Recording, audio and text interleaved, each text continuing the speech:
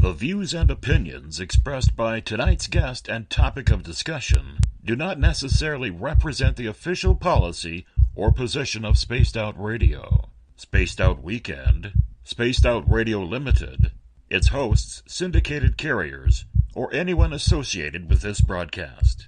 Any rebroadcast, reproduction, or other use of this broadcast or podcast without the express written consent of Spaced Out Radio or Spaced Out Radio Limited is strictly prohibited. Listener discretion is advised.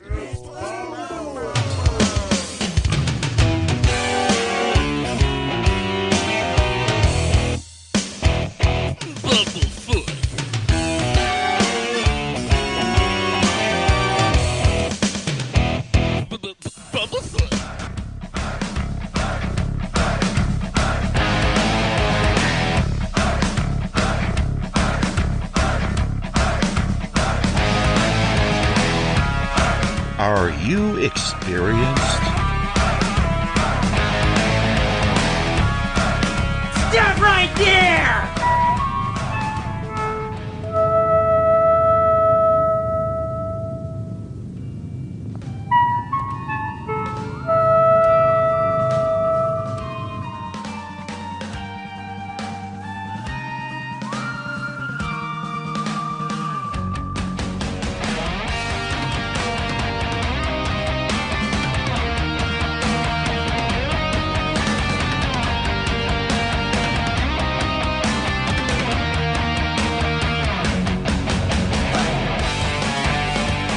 From high atop the mountains of British Columbia to you listening around the world, this is Spaced Out Radio with host Dave Scott.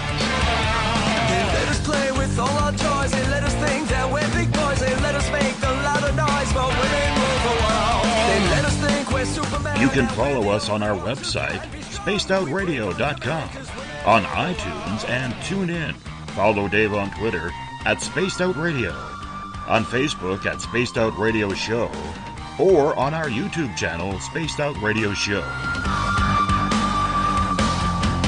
try to act so cool, but you know I'm just a fool for you. I will stop till I reach the top just to be there with you. Dave, oh Dave, are you playing with Bigfoot and aliens again? Dad, you gotta stop haunting the ghost. It's scaring them. All right, seriously, put down the pointy sticks. The deeper I fall. Okay! Game on! Game on!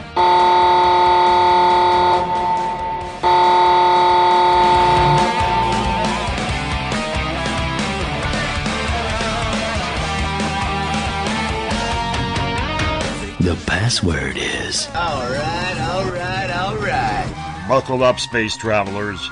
It's time to go for a ride on Spaced Out Radio. Mr. Bumblefoot, Dave is ready for liftoff. I try to act so cool, but you know I'm just a fool for you. Seriously, Dave? Really? Aren't you a little old for a tinfoil hat? Hello, Toby. Bye-bye. Nephew.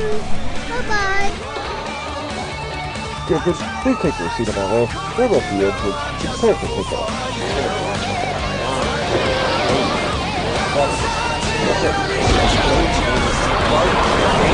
Start.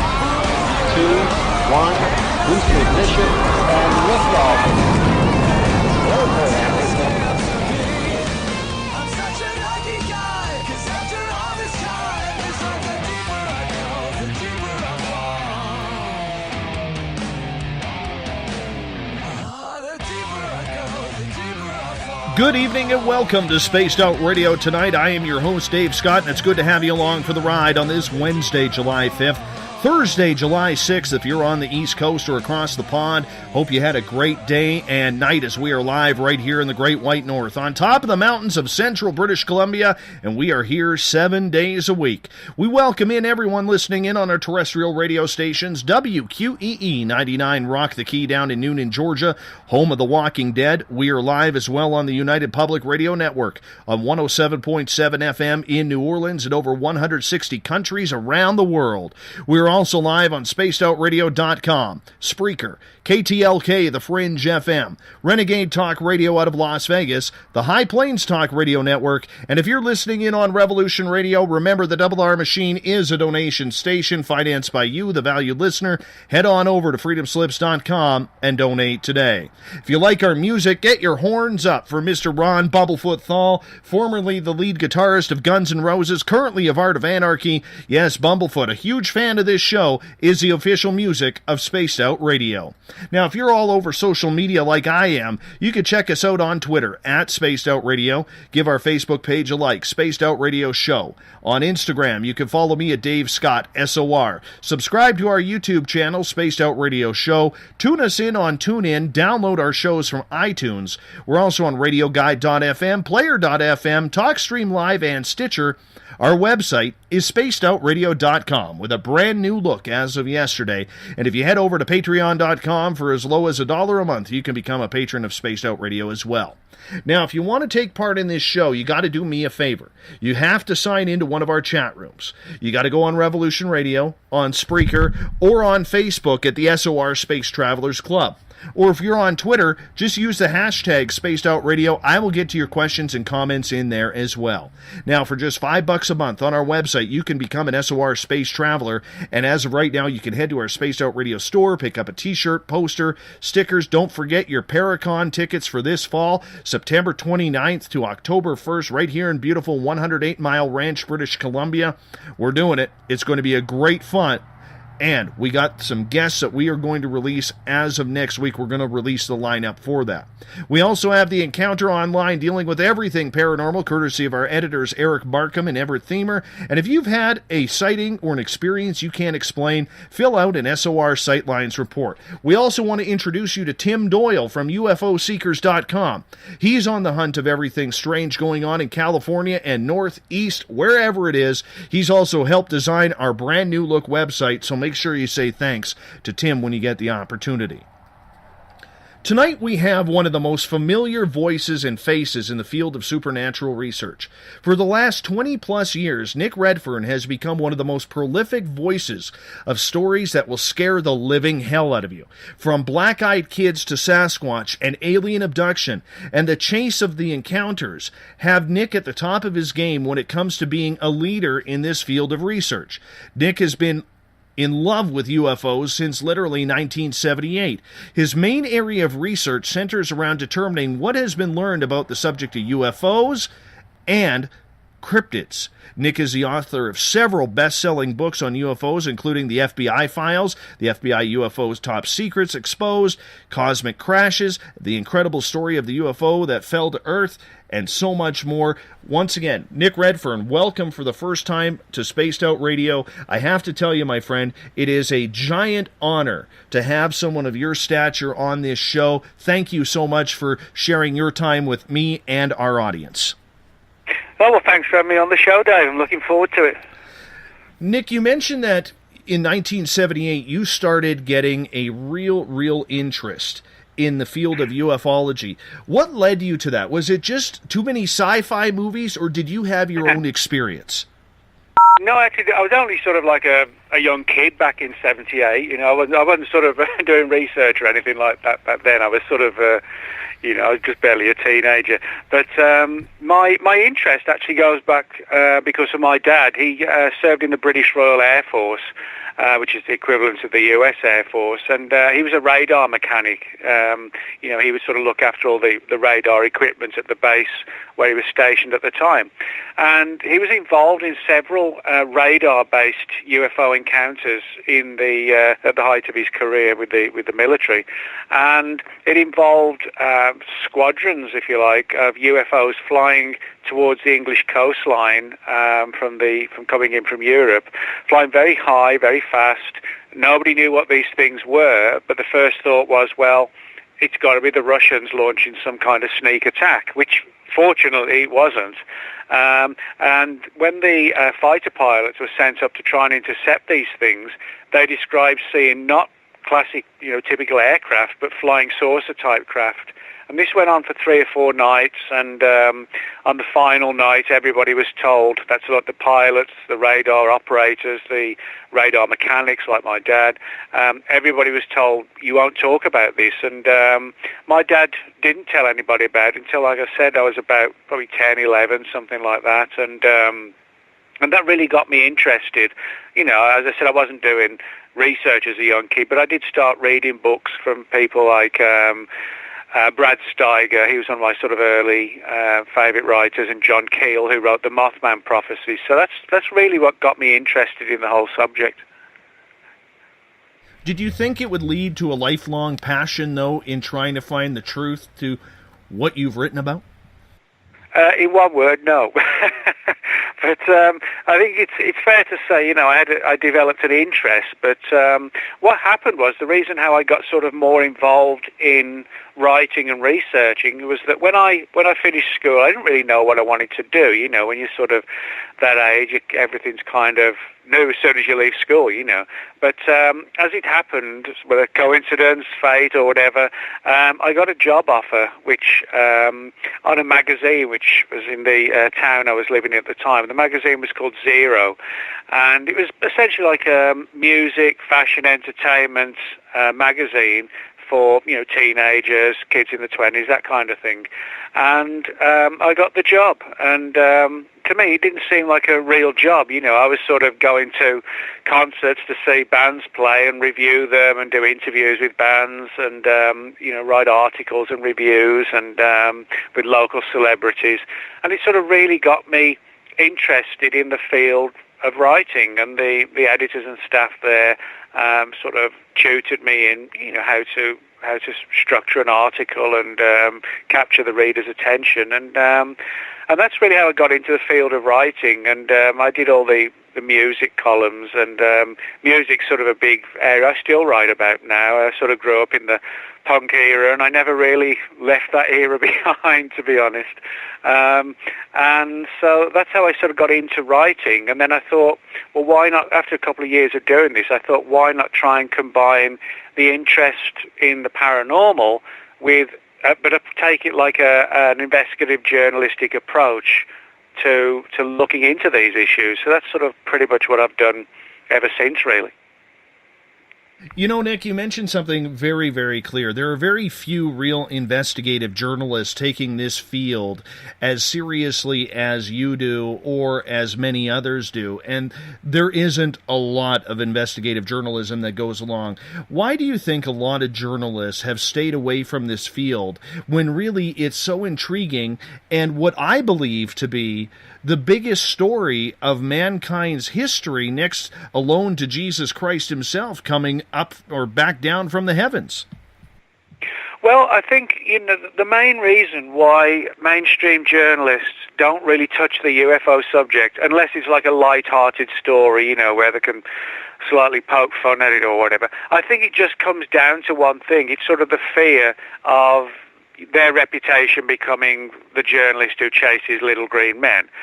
So in other words, privately, I know quite a few respected journalists who are really interested in the subject, but publicly really won't touch the subject for fear of ridicule.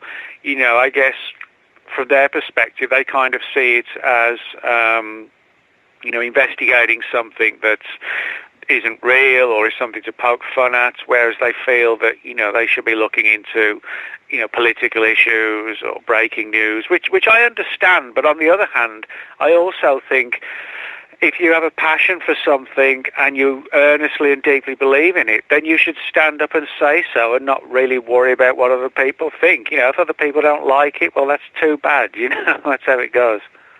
Do you think this is such a underutilized piece of information that the mainstream is staying away from, whether it's because of ridicule, whether it is because of, as many people believe, the media is infiltrated and they're not going to cover these subjects because the government doesn't want to. Are you buying into all that, or do you think what it is basically people are just sheepish to put their name aligned with UFOs or Bigfoot or something along those lines? Well, I think it's a bit of both, actually, Dave, because there are a number of examples, where particularly very controversial UFO cases, I mean, like my own father's, where people have been told, in the military, have been told, you will not talk about this. So sometimes it's very difficult for the media to get their hands on a really good story because it's been so successfully and deeply buried, so the media doesn't even get onto it at all. However, in saying that, there is this angle, whether it's Bigfoot, Chupacabra, Loch Ness Monster, you name it, aliens, UFOs, there's no doubt that the ridicule factor is definitely one that keeps a lot of mainstream journalists away from the subject. As I said, but that's publicly. Privately, I know more than a few that I've had some really good conversations with them, and it's clear they know, they're very well learned and understood in the subject, but they won't touch it, and that's unfortunate because when you look at some of the official government documents which have surfaced through the Freedom of Information Act on UFOs, they're highly credible, and you can easily make a serious news story on the UFO subject just as much as you can, a story on whatever's going on in North Korea or Syria or whatever. They can be treated just as seriously. Do you find that with all the research that you do, out of everybody you have talked to, that there's still that one or two people that you would love to talk to about this subject but just have not had the opportunity to do so as of yet? And I'll tell you, the one that I really wanted to interview, and too bad he is deceased now, was author Philip Kraft. He's a former Los Angeles Times editor. He spent, I believe, 40 years there until he had his encounter. And in his first book, he basically said, I thought people who were experiencers were a bunch of crackpots until it happened to me. So is there anybody that you have wanted to chat with? Well, actually, just before I get to that, I actually met him once at a conference in Laughlin, Nevada in 1998, and he was promoting his book there. Then I didn't have a chance to speak to him, but he gave a really good lecture about his sort of face-to-face encounters and so on. But I would say, had I had the chance to meet him, but he's also deceased now, the one person I guess would be John Keel, who wrote the Mothman Prophecies book, which the 2002 movie starring Richard Gere was based of the Mothman Prophecies was based on Keel's book.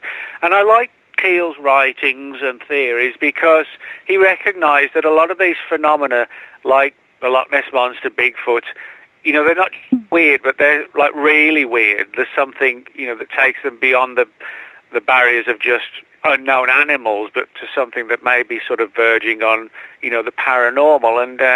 And Keel had some really alternative, intriguing theories. But not just that, he's a very atmospheric writer. I mean, one of the things that sometimes lets books down is when you have a great story, but it reads so dry and bland. But Keel, he was one of these classic writers that came out of the school where, it was a dark and stormy night and the moon was full, and he really kind of sets the scene for a spooky story. I always figured that you would be wanting to talk to someone on a political side, maybe a former president who is a believer or something along those lines. I don't take you for someone like John Keel, that's for sure. Well, I mean, you can look at different people from different perspectives. I mean, I like Keel's stuff because of his writing style and his theories.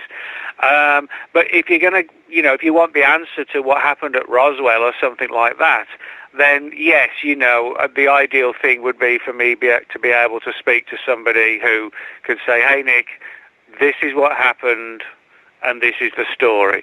And, get a scoop on a major figure, when perhaps one day we get disclosure and a decision's made to tell the world what it really was. That would be, that would be an amazing sort of goal to shoot for, to speak with the person who finally says, okay, we're going to come clean and here's what it is.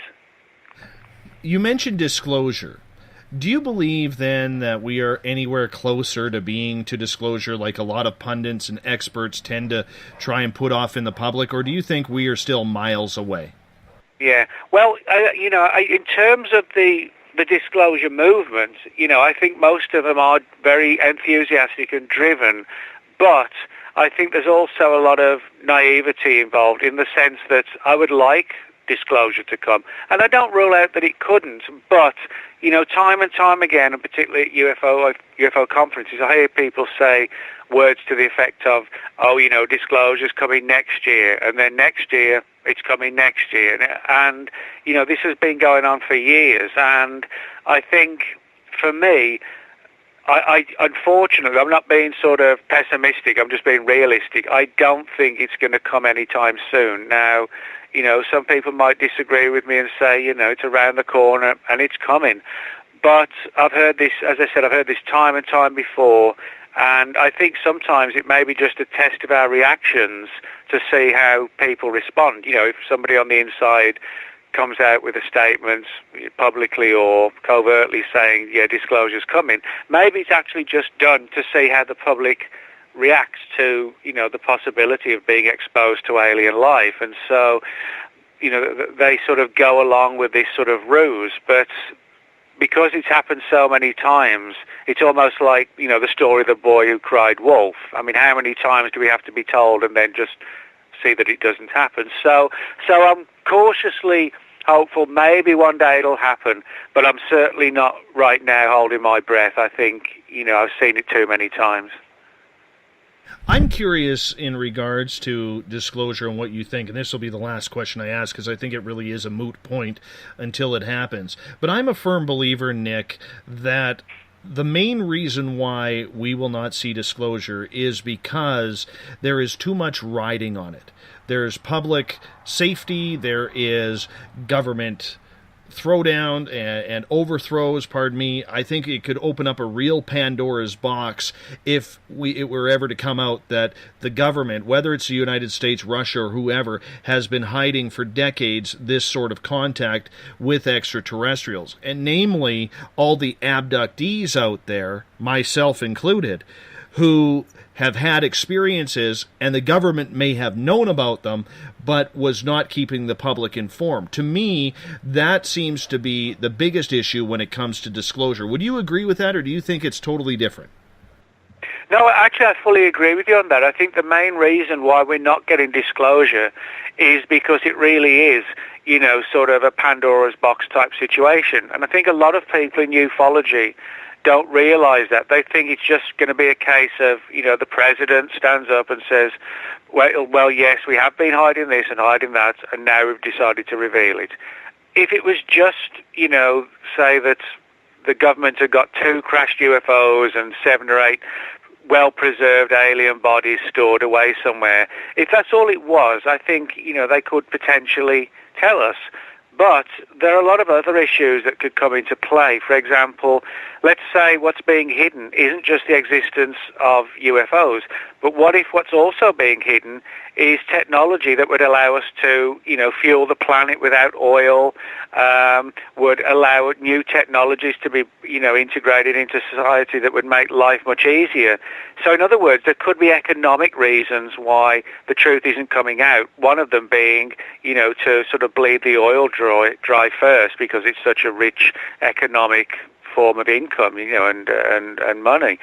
So I think there could be things like that, like economic reasons why we haven't been told the truth, because, the sudden introduction to society of incredibly different technologies to which we rely on could actually upset and imbalance the structured order of society and world economies. So I think that's an area that a lot of people don't think of as to how it could radically alter society and corporations and industries that would go bankrupt and extinct with the introduction of alien technology was to happen. Now, of course, that's just theoretical, but I mean, some people also, look at the connections between UFOs and religion and how that might impact upon society and religious beliefs. The idea that some religions believe, that the only planet that has life is Earth. Well, what would happen to those particular religions if it was found that, after all, life is teeming all over the universe? So I think there are also sort of the religious issues to deal with as well. And I think those who are hiding the truth realize all this, and they also realize it's such a big issue to deal with. They just prefer not to deal with it and just keep it all locked away, because that's far more easier to do than actually have to inform the public and create this entire huge problem for themselves. Do you believe then that with everything that is going on, that there is currently UFO technology hidden somewhere on this planet? A lot of people speculate it's at Area 51. Is it there? Do you buy that story? Well, I'd like to see some more hard evidence. I mean, there's no doubt that stories like this, are circulating, particularly from places like Area 51, where they talk about, trying to understand alien technology and figure out what it is. I sometimes wonder if, even if we have the technology, if it would even be so far in advance of us that we just wouldn't be able to understand it. Kind of the analogy being giving somebody from the 15th century an iPhone. They just wouldn't have a clue. But more importantly, they wouldn't be able to replicate the technology and use it. So I think, I sometimes wonder if these stories about having sort of crashed UFO materials and we're trying to understand them and we're replicating them, perhaps at the height of the Cold War particularly, that was sort of like a fear tool to frighten the Russians into thinking we got something far beyond anything they had. So I think, that it's not impossible, but there could also be sort of like a psychological warfare angle thing going on where, these stories are designed to sort of freak out the enemy. But in saying that, a number of people have come forward to actually claim they worked with alien technology. People like Bob Lazar, who was, granted quite a controversial character, who claimed to have worked in a sort of a subdivision of Area 51 and claimed to actually seen and worked on recovered flying saucers.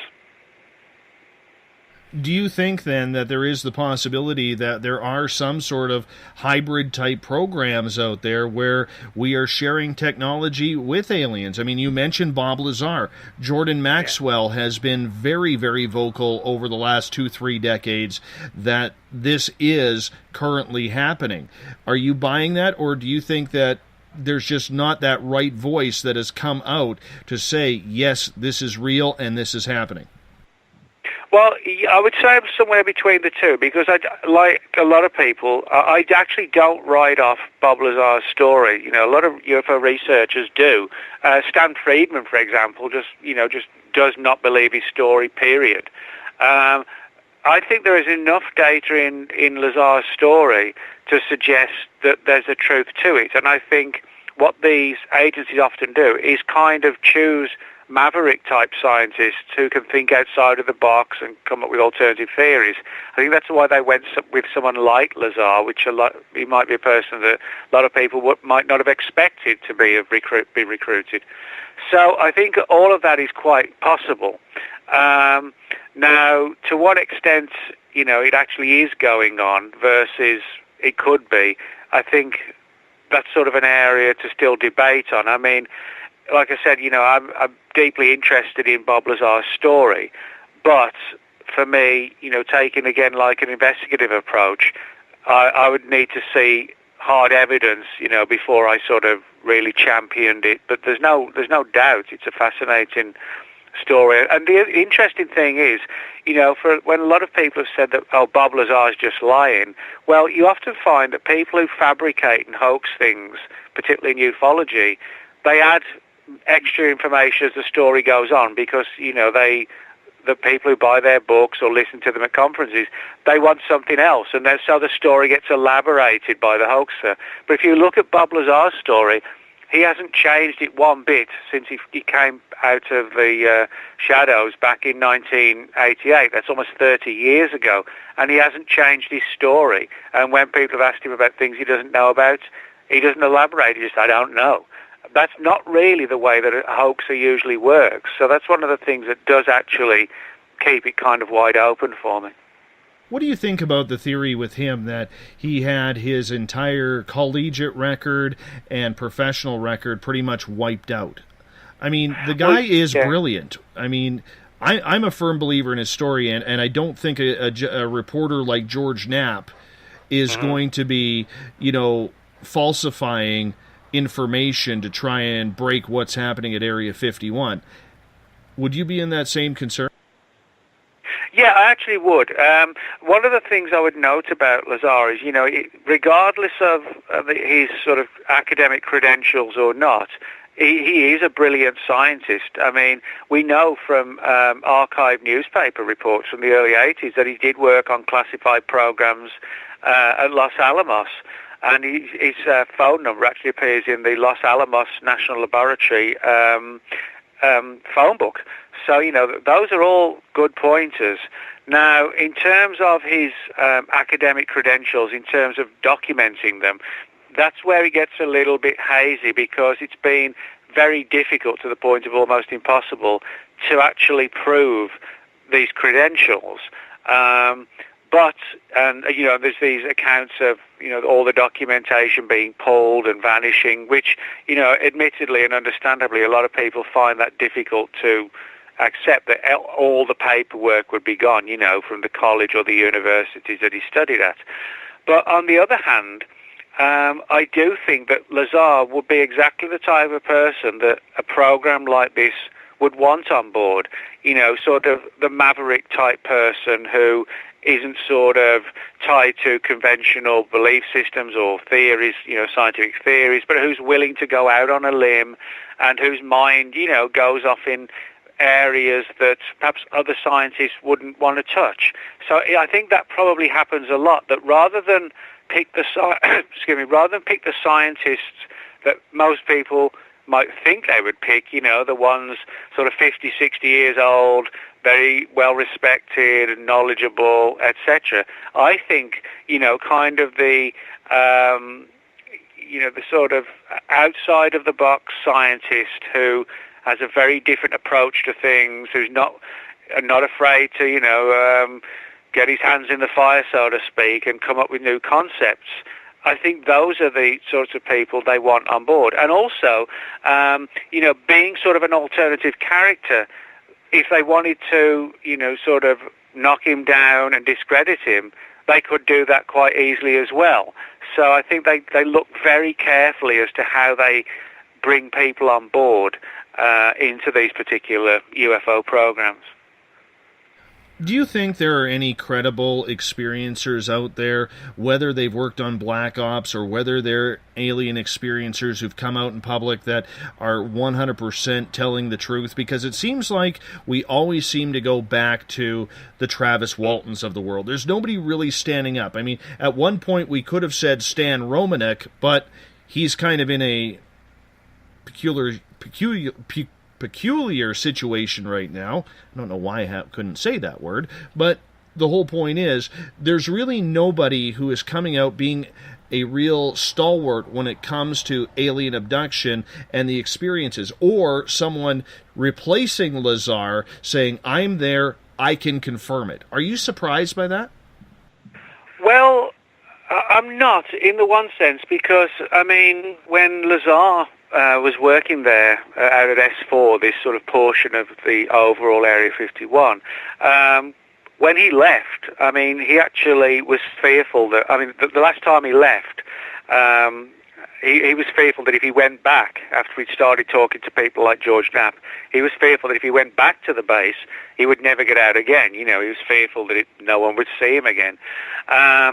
And so I understand the reluctance of people to sort of come forward with what they know. And of course, the one thing that a lot of people forget or don't necessarily appreciate is that we don't know how much of the story told to Lazar was true. You know, he may have been shown the alien technology, but it's possible that, some of the documents that he said he read were actually, fabricated to keep him away from certain aspects of the story. In other words, they may well have wanted him to work on the technology, but they may not have wanted him to know all about the rest of the program, which, gets to the issue of what's known as need to know. What you don't need to know, you're not told. And if they do tell you, it may not be the full or even the correct story. So sometimes when these people come forward from places like Area 51 and they tell controversial stories, it may not be that they're lying. It may be that they were exposed to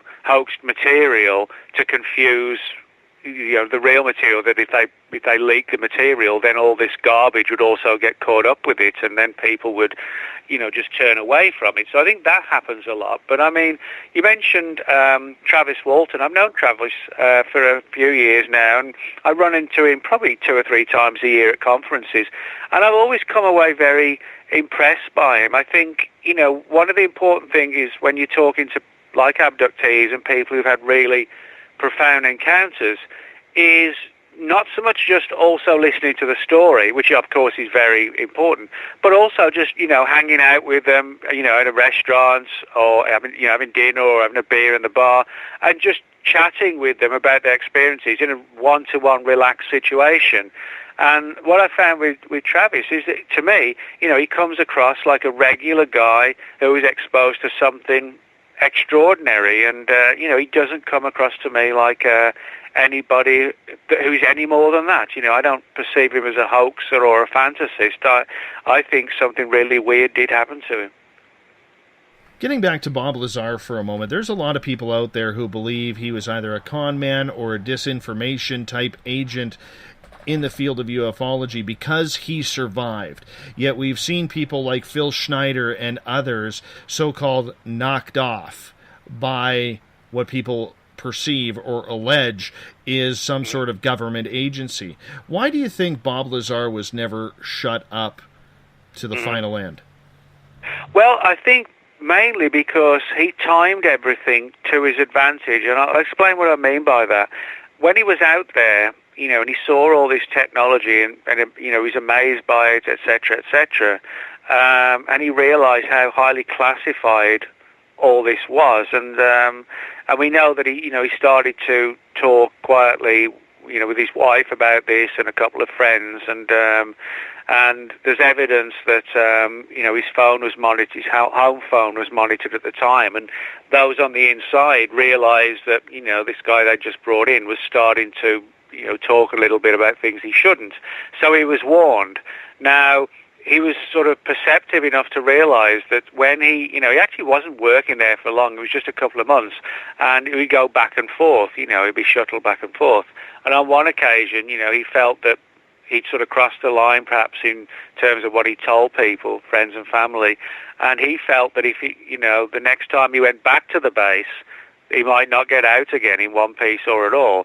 And so the time before that, he left, didn't go back, for that other time. But what he did instead was to contact George Knapp, and then George broke the story. So I think by the time anybody on the inside may have wanted to take action against Lazar, he'd already gone public. And not only had he gone public, but he'd also gone public to George Knapp, a well-respected Vegas journalist.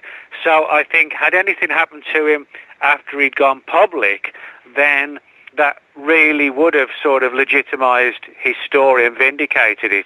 And I think those on the inside realized that if they took action now, when his story was all over the news, then people really would sit up. So I think they probably took the view that, well, most people aren't going to believe him.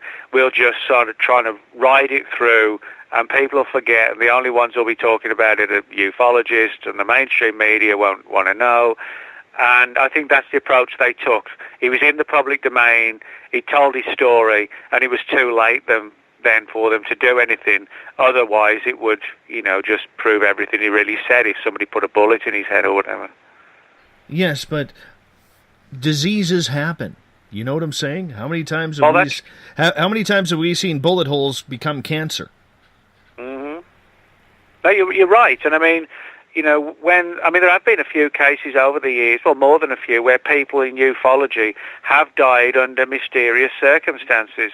And, when you look at that, you begin to realize, well, maybe this particular death wasn't just an accident. Maybe that car accident, that suicide, maybe they weren't car accidents or suicides after all. They were very skillful terminations, shall we say.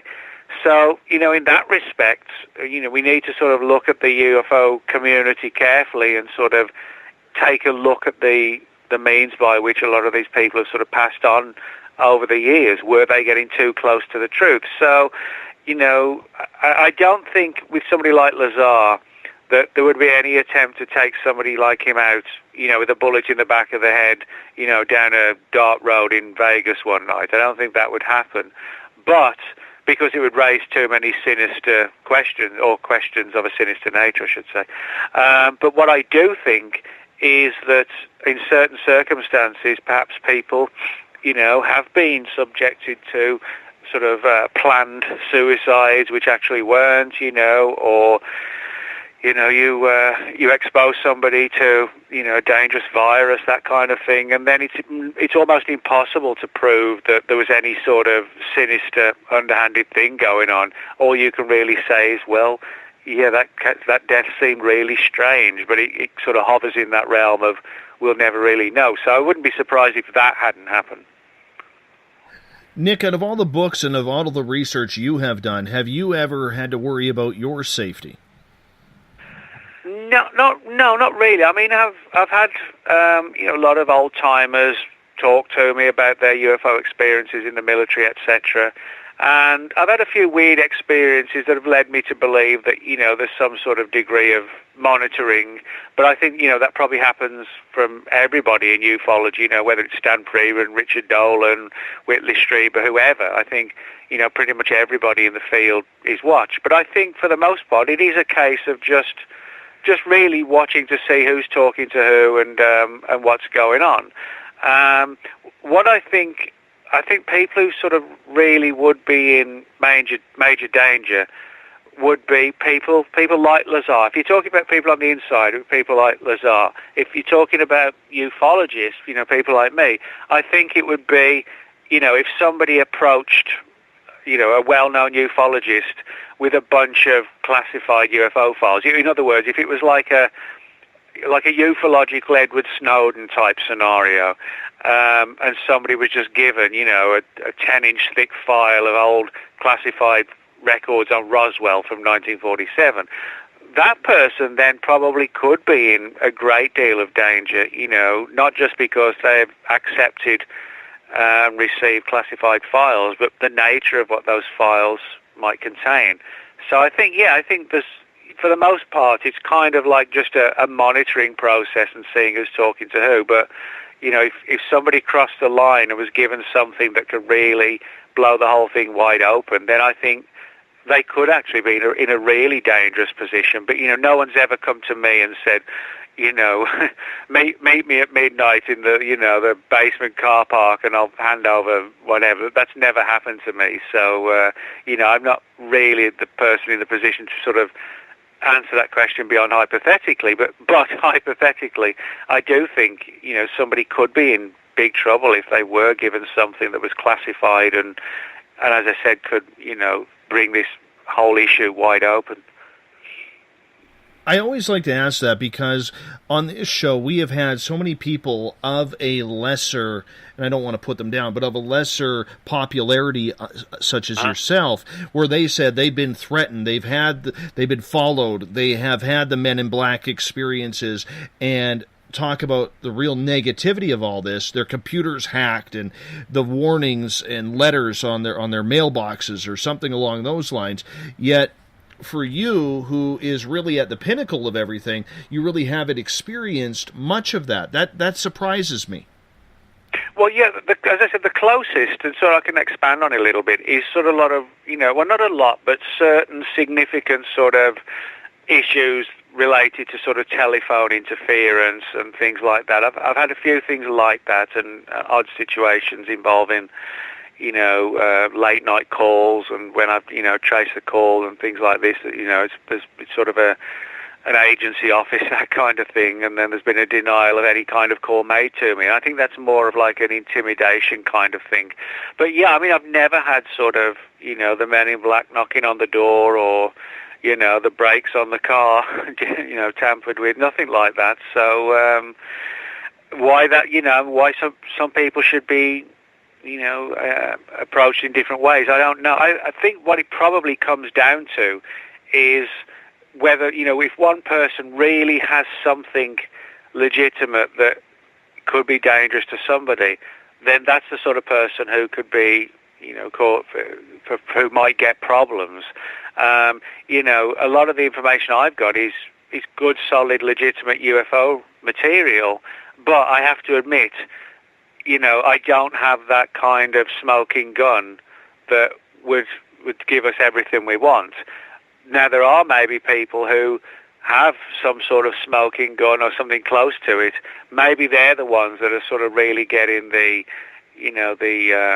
deep threats and so on. So, again, I think each case and each person is probably addressed on their own merits or what their own issues that they're getting involved in, in terms of what action might be taken against someone versus just keeping a watch on someone, I'm curious then to find out what your opinion is of John Podesta, because during the presidential campaign, he was very vocal about reporters pushing Hillary Clinton towards ufology and the questions behind potential alien contact. Now, we know he is one of the highest-ranking officials, love him or hate him, in regards to coming out publicly saying, I can't get the information out there. He's tweeted about it.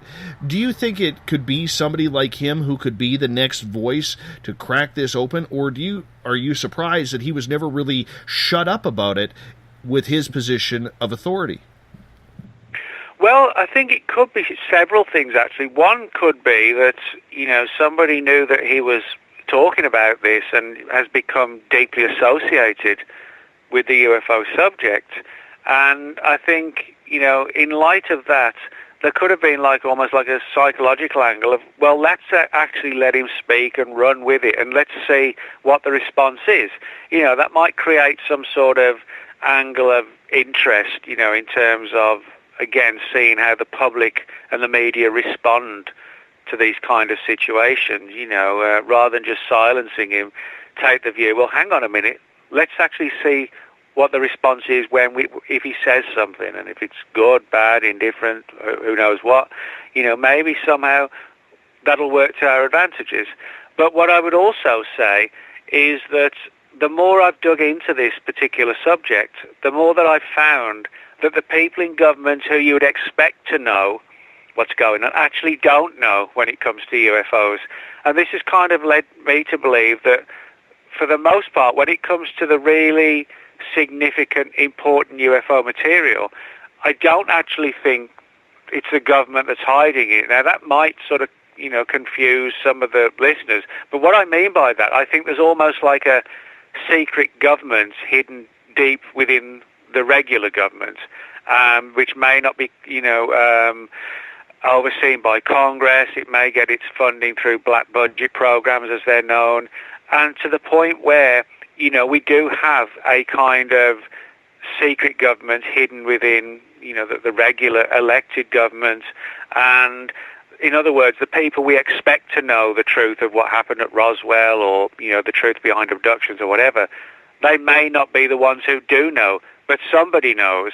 And so, in other words, I think, when you look at the Podesta story, as high level and influential, as he certainly is, the indications that there were other people far beyond power-wise who knew a great deal more than they knew, even, in light of their, status, if you like. So I think that's an important thing to note. Maybe that the people who we think are sitting on all this aren't actually the ones we should be looking for. I got a couple questions from Eric here, and he is asking, Nick, have you ever heard of Task Force Silk? No, I've never heard of that, no. I think it was between Eisenhower and Churchill back in the day. Oh, okay. Yeah, I don't know that one. And his second follow-up question is, have you ever heard of Order of the Black Swan? Not. It doesn't spring to mind, unfortunately, no. Well, I'll get it out of him later on because he's going to be on with me in hour number 3. So I'm going to be like, Cooper, what the hell is this? What the hell is this? You know, I'll get it out of him, and then I'll pass it on to you. But let's get back to the field of ufology, as we got about 7 minutes here before we have to go to break. Do you believe the experiences people are having are real, or are you of the notion that there's a lot of people out there just trying to get that 15 minutes of fame and will make up anything? And if so, how do you, as an investigative researcher on this, tell the real from the fallacy? Well, I think, in any aspect of, the paranormal, it's ghost hunting, UFOs, Bigfoot, occasionally, you unfortunately always find someone who, hoax something, and sometimes it's a minor hoax, and sometimes it's a huge hoax, film footage or a story or a book deal.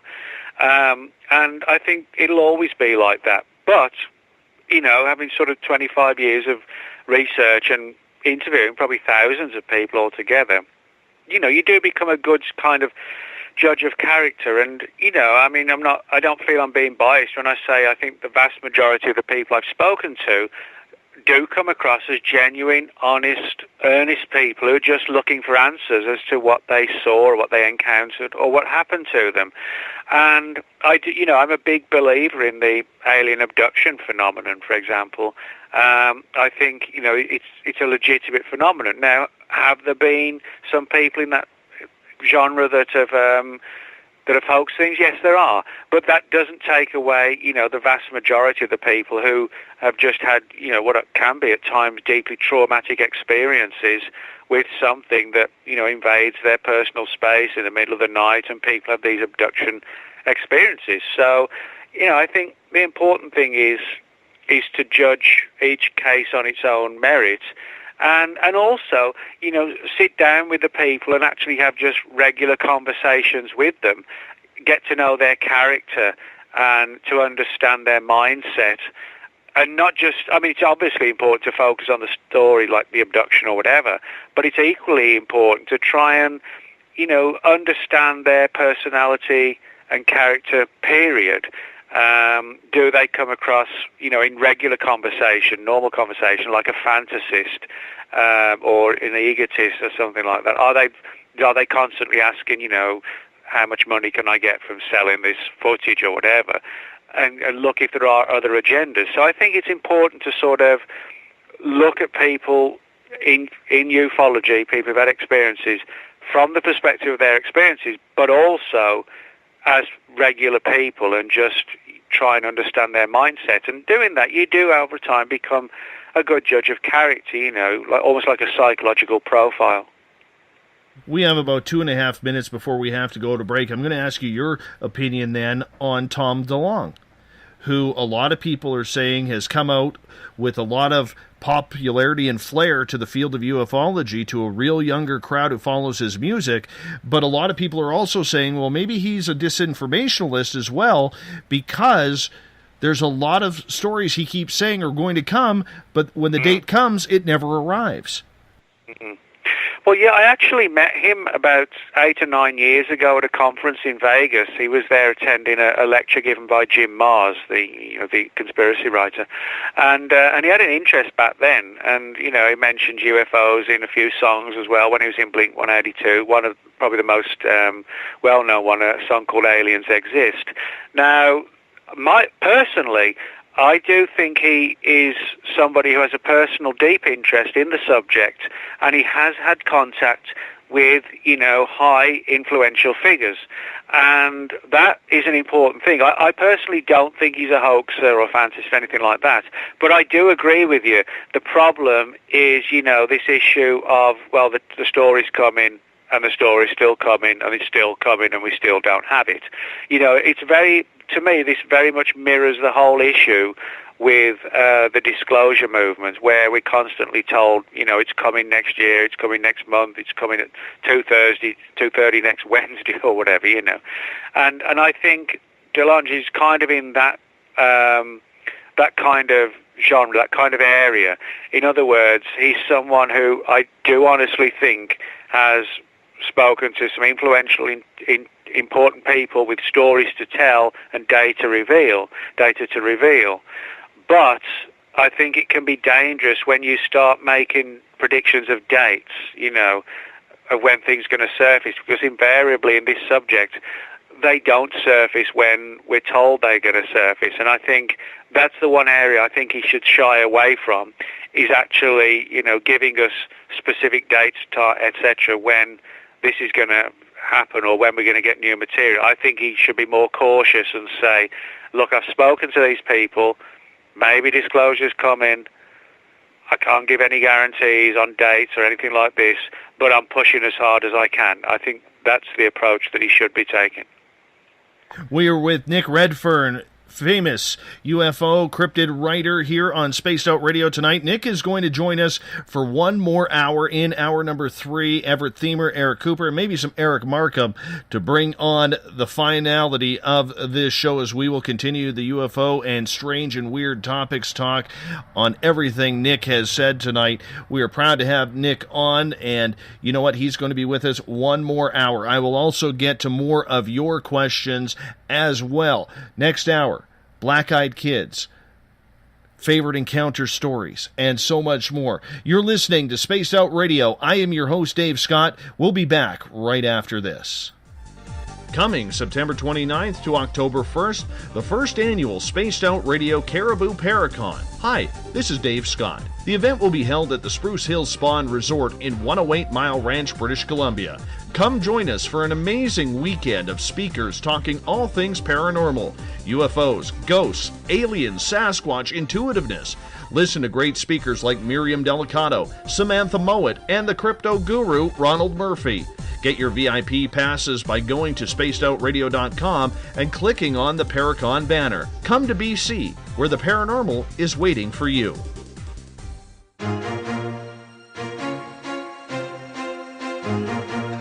From coast to coast to coast, Blacklight Uncharted is taking on the paranormal across Canada. From ghostly hauntings to the UFOs flying above in conjunction with MUFON Canada, we're closely investigating what's going on in the northern skies and checking out the apparitions that walk among us. Check out our videos right here at spacedoutradio.com. We want to know your thoughts, we want to hear your experiences, and we want you to share your stories. The answers are out there, and we intend to find them. Would you like to become one of our space travelers? All you have to do is click on the Space Travelers icon at spacedoutradio.com. For only $5 a month, you can get access to some great prizes, as well as private monthly shows, newsletters, and a members-only section on our website. Become a space traveler today. It's paranormal news at its finest. Welcome to The Encounter. At spacedoutradio.com, The Encounter online is SOR's trusted news source for everything weird and strange going on around the world. This is news editor Eric Markham. Our team of journalists are scouring the planet for those strange stories that rarely make the mainstream. No fear-mongering or fake news here. Head over to spacedoutradio.com and encounter The Encounter.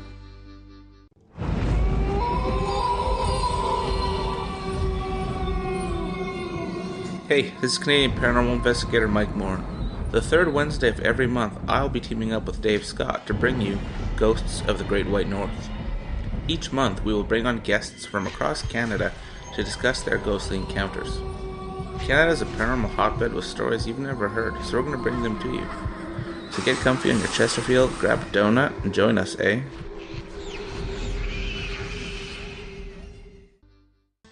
Have you had an experience you can't explain?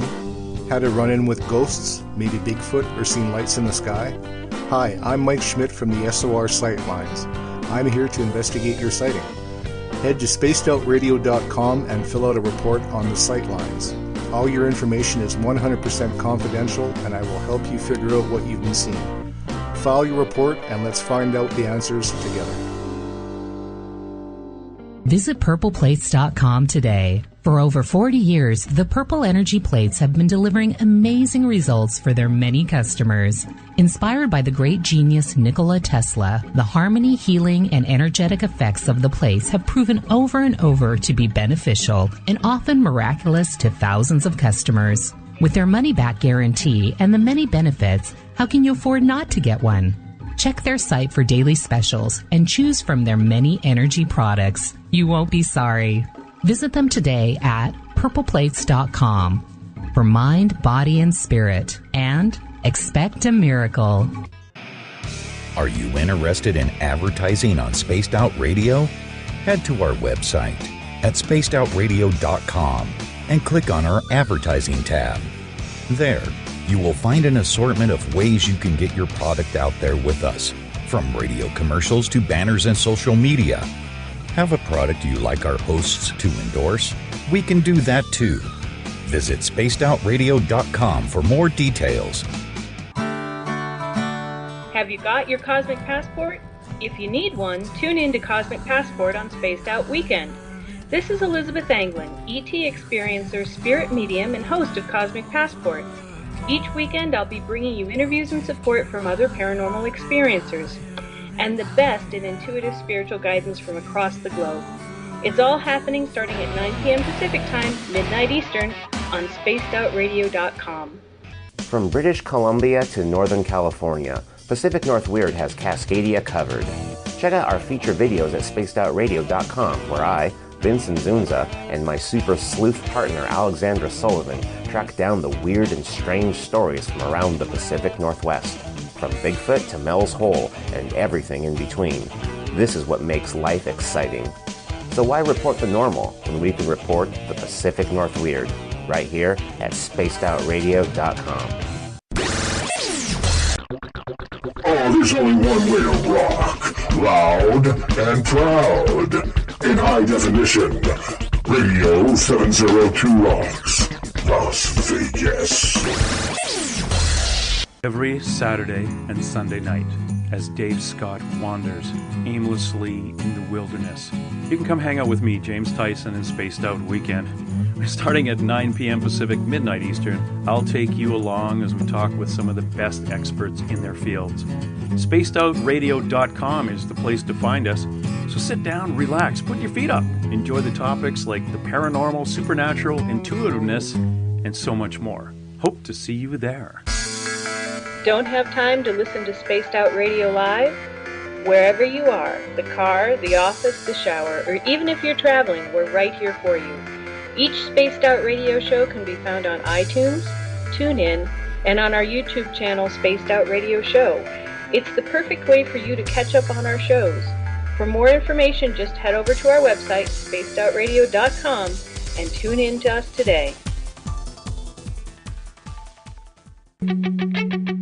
The views and opinions expressed by tonight's guest and topic of discussion do not necessarily represent the official policy or position of Spaced Out Radio, Spaced Out Weekend, Spaced Out Radio Limited, its hosts, syndicated carriers, or anyone associated with this broadcast. Would you like to connect with us? Head to spacedoutradio.com for all your latest show info.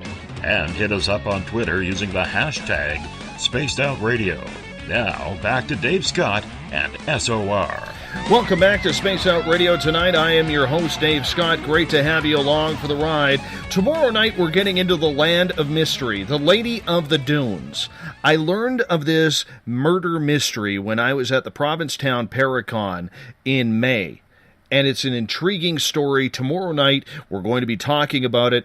It's almost a 40-year-old mystery that nobody still has even identified the body. 9 p.m. Pacific, midnight Eastern Time at spacedoutradio.com. We want to welcome in everyone listening in on WQEE 99 Rock the Key down in Noonan, Georgia, home of The Walking Dead. We are also live on the United Public Radio Network on 107.7 FM in New Orleans and over 160 countries around the world. We are live on KTLK, The Fringe FM, Renegade Talk Radio out of Las Vegas. And if you're listening in on on Revolution Radio. The Double R Machine is a donation station financed by you, the valued listener. Head on over to freedomslips.com and donate today.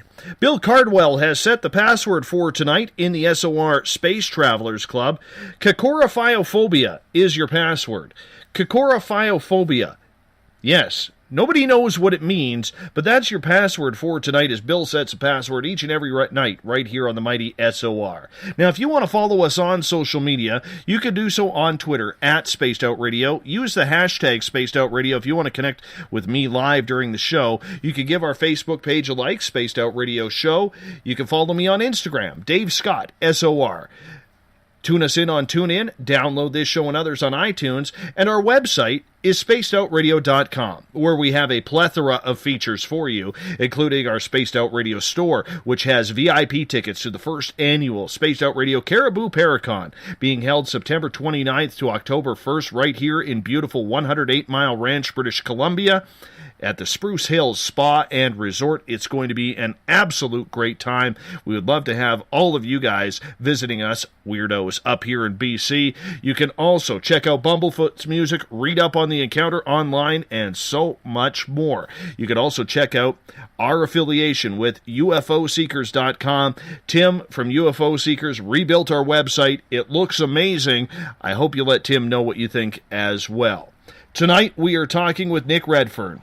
He is one of, in what I consider, probably the most popular author when it comes to everything strange and weird, from UFOs to Bigfoot to black-eyed kids. You can find all of his books at any major bookstore and on Amazon or Barnes & Noble's website. Nick, welcome back. Thanks, Dave. Nick, I got a couple questions from our audience here, and I always love to squeeze in their questions because, you know, in the end, this show is about them. And this one comes from Claudia. And Claudia is asking, Nick, could you please share an encounter story that you found absolutely fascinating?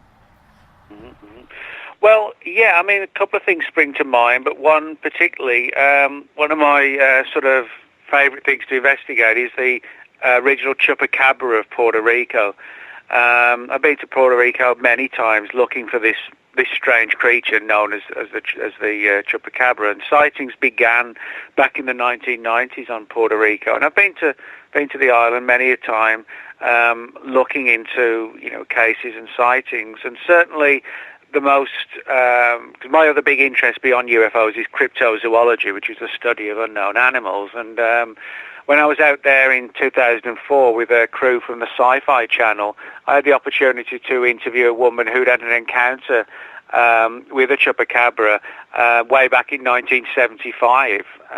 She lived in the El Yunque rainforest, which is this huge rainforest that sort of dominates Puerto Rico, and she described this thing as almost like a bat-like creature with these leathery wings and these bright glowing eyes, and it terrified her, quite understandably. But what's interesting is that I found that a lot of the areas where these chupacabra were being seen, there was also sort of a proliferation of UFO reports as well, which sort of, has made the connection, possibly, theoretical connection of some sort of linkage between the UFO phenomenon and certain strange creatures. So that was sort of a particularly fascinating case, because I had the opportunity to speak with her in person. Her name was Norca, and to sort of sit opposite someone and hear this sort of fantastic story from somebody telling it in a very credible, down to earth way was very, very memorable, really.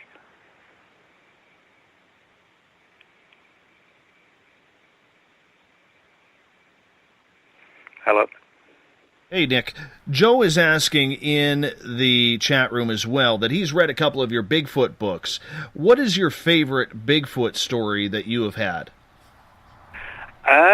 Well, that's a good question. I would actually say probably one of the ones that I investigated in the UK. A lot of people don't realise that Europe in general and the UK in particular have sort of Bigfoot and wild man type stories attached to them, but they really do. There's a lot of sort of Bigfoot type creatures have been seen over the years in sort of the larger forests in the UK and some of the wilder mountainous areas. And one that I actually got interested in when I was a kid because it occurred only about a 20-mile drive from where I used to live when I was a teenager.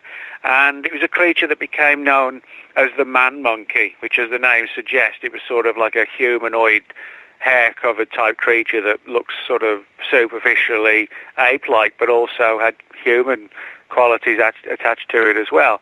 The sightings began, or at least the recorded sightings were first surfaced in the 1800s, and people described seeing this creature that looked, it kind of sounds like a chimpanzee, but much larger, but not quite the size of a gorilla. And it was seen haunting the woods near a small village called Ranson, which is, as I said, about a 20-minute drive thereabouts from where I used to live. And I got interested in that story when I read about it. I was probably about 14 or 15. It was mentioned in a book called Alien Animals.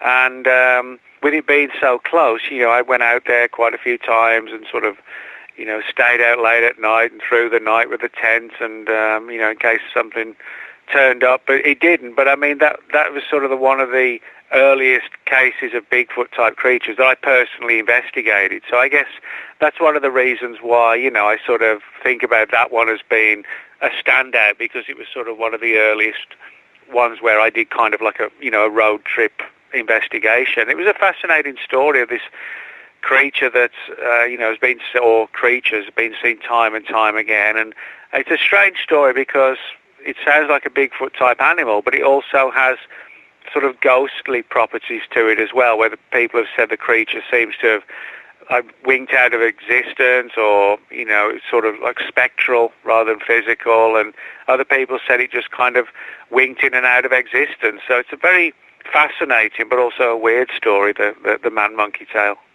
Do you believe Bigfoot is a creature of some sort of supernatural power, or do you believe what a lot of researchers believe, that it is some sort of Gigantopithecus or creature along those lines that has been here yet hiding for centuries? No, I think there is some sort of stranger aspect to Bigfoot than it. I don't think it's just a North American equivalent of like an African gorilla or anything like that.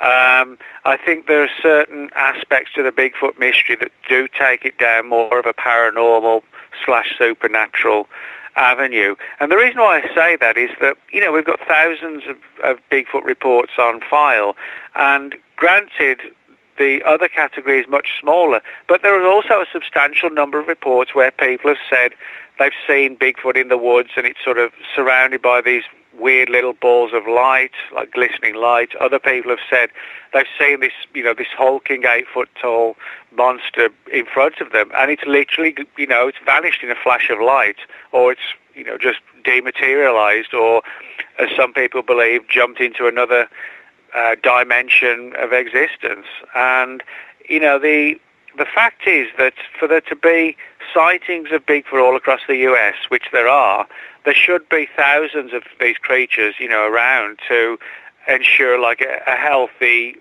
herd, enough so you wouldn't have sort of reproductive inbred issues, that kind of thing. And if there are thousands of them, in a country so advanced as the US, with all the technology we have, you'd imagine we would have at least caught just one. We're not talking about something the size of like a squirrel or a rat. We're talking about 8-foot-tall animals roaming the United States in their thousands, and we're still not able to catch them or tag them or put them in a zoo or whatever. So I think, Bigfoot is clearly the luckiest animal on the planet, and it's the only one, pretty much, that really is elusive 100% of the time with a 100% success rate. And when you put all these weirder stories together, like these creatures vanishing in a flash of light and so on, I honestly do think we're dealing with something. It's probably like a creature with interdimensional properties attached to it, where it can literally sort of zip in and out of our reality and then back to its own environment, whatever that might be. I totally agree with you, Nick, and I'll tell you why. 5 days after I had my Sasquatch sighting on a friend's property, we were doing a perimeter walk around their house, and they had a lot of spiritual activity on their 10 acres of land, which was in the backwoods area of our town. And I had the feeling we were being followed. And in behind their house, they had an old cherry tree that stood probably 20, 30 feet high. And when I turned to look, right beside that cherry tree is what a lot of First Nations or American Indians would describe as some sort of pixelation, taking this creature out of man's view, but still there. 2 of the 4 of us who were doing this perimeter walk actually saw it. I was one of them.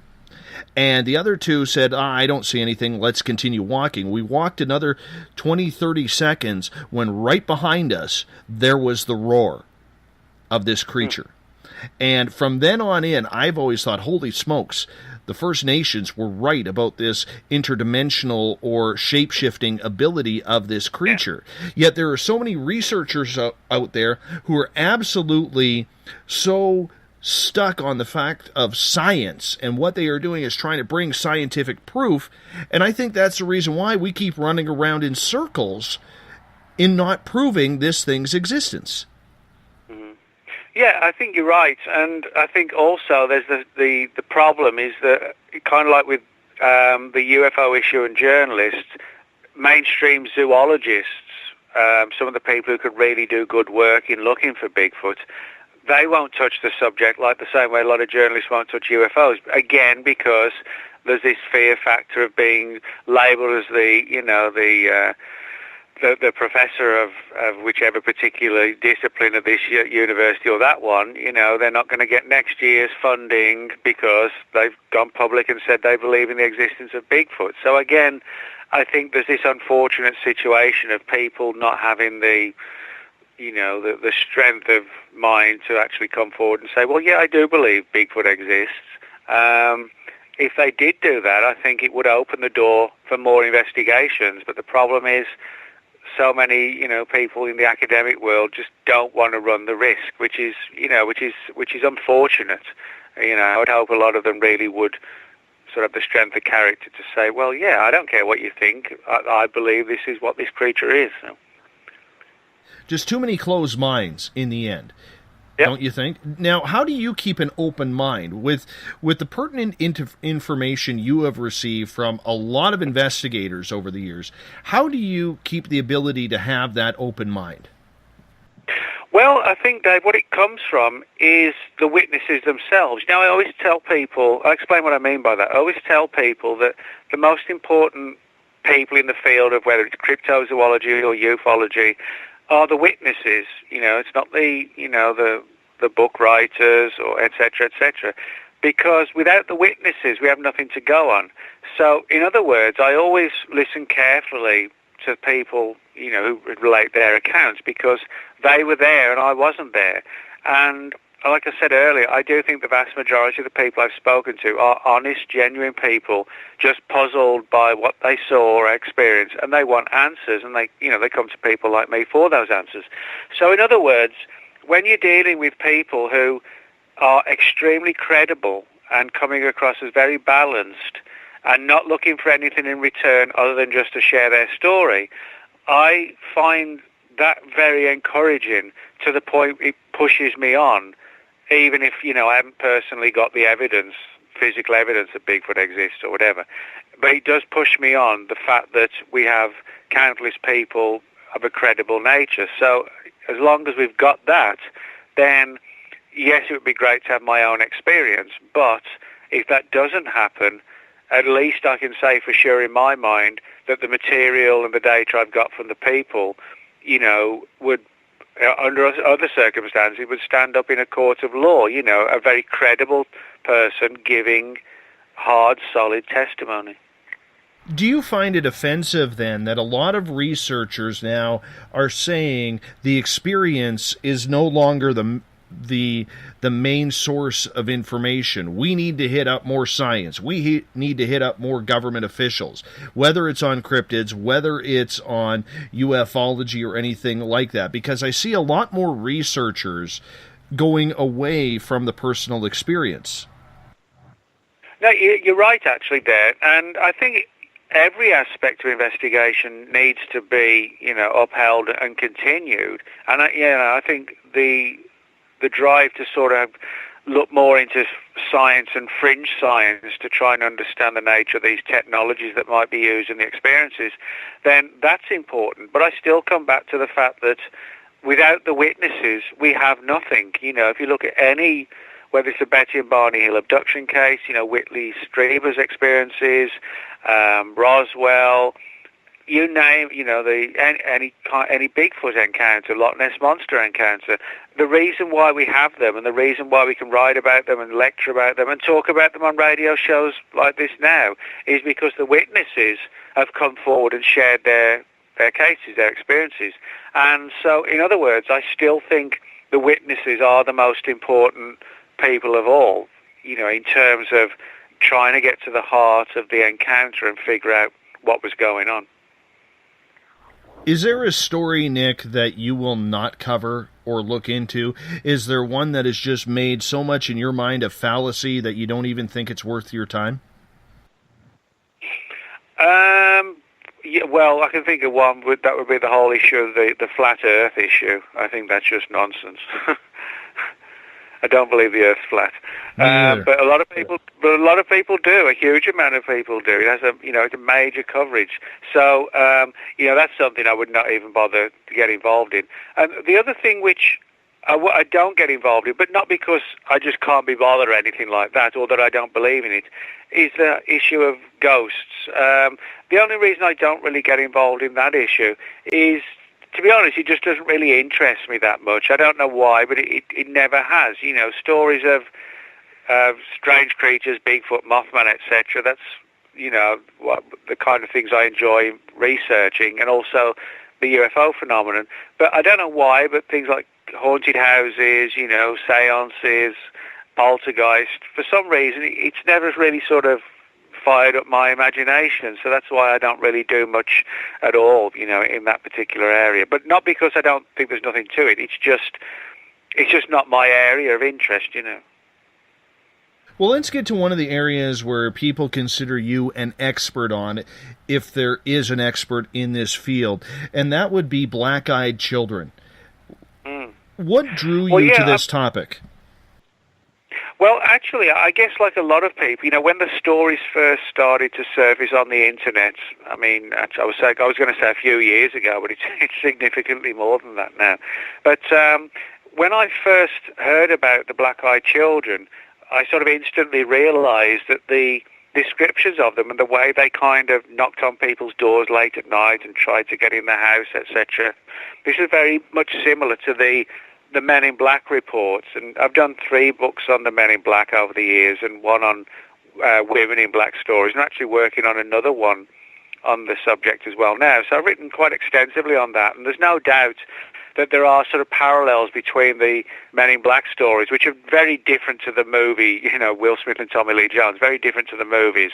They're sort of more kind of paranormal and supernatural based, but and that's kind of like with the black-eyed children. I mean, I've investigated quite a few of these cases, and a good friend of mine, David Weatherly, who doesn't live too far away from here, I live just outside Dallas, David has, wrote the book on the subject, Black-Eyed Children, it's called, and that's a really good study. And when I read that book, that was the one that sort of prompted me to realize, well, these aren't just urban myths and friend of a friend tales, or campfire tales, that kind of thing, but there is a real phenomenon. Now, one of the interesting things is, for the most part, unlike the Men in Black stories, which are filled with UFO-themed tales attached to them, there aren't many stories, if hardly any at all, where there's a UFO angle to the black-eyed children phenomenon. It's just they just turn up out the blue on anybody's doorstep. You don't have to have been a UFO witness.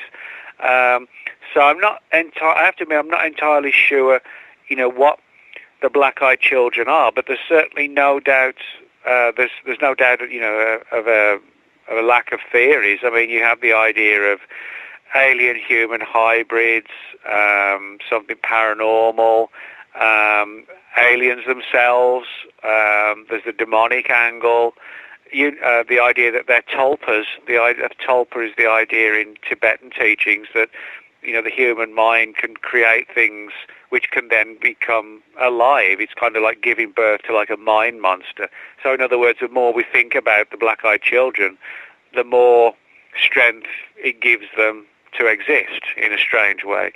So what particularly fascinates me is all the different theories and the fact that the stories are so creepy. These kids are sort of typically always seen, or for the most part, seen wearing black hoodies.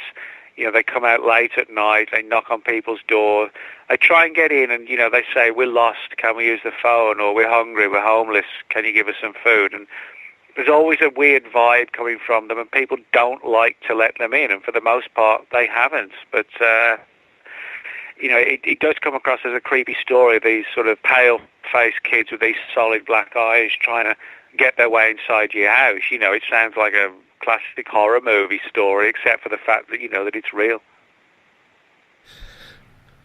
How often are these encounters happening? Because they seem so rare, or so rare that people actually go public with them. Are they happening more than we know?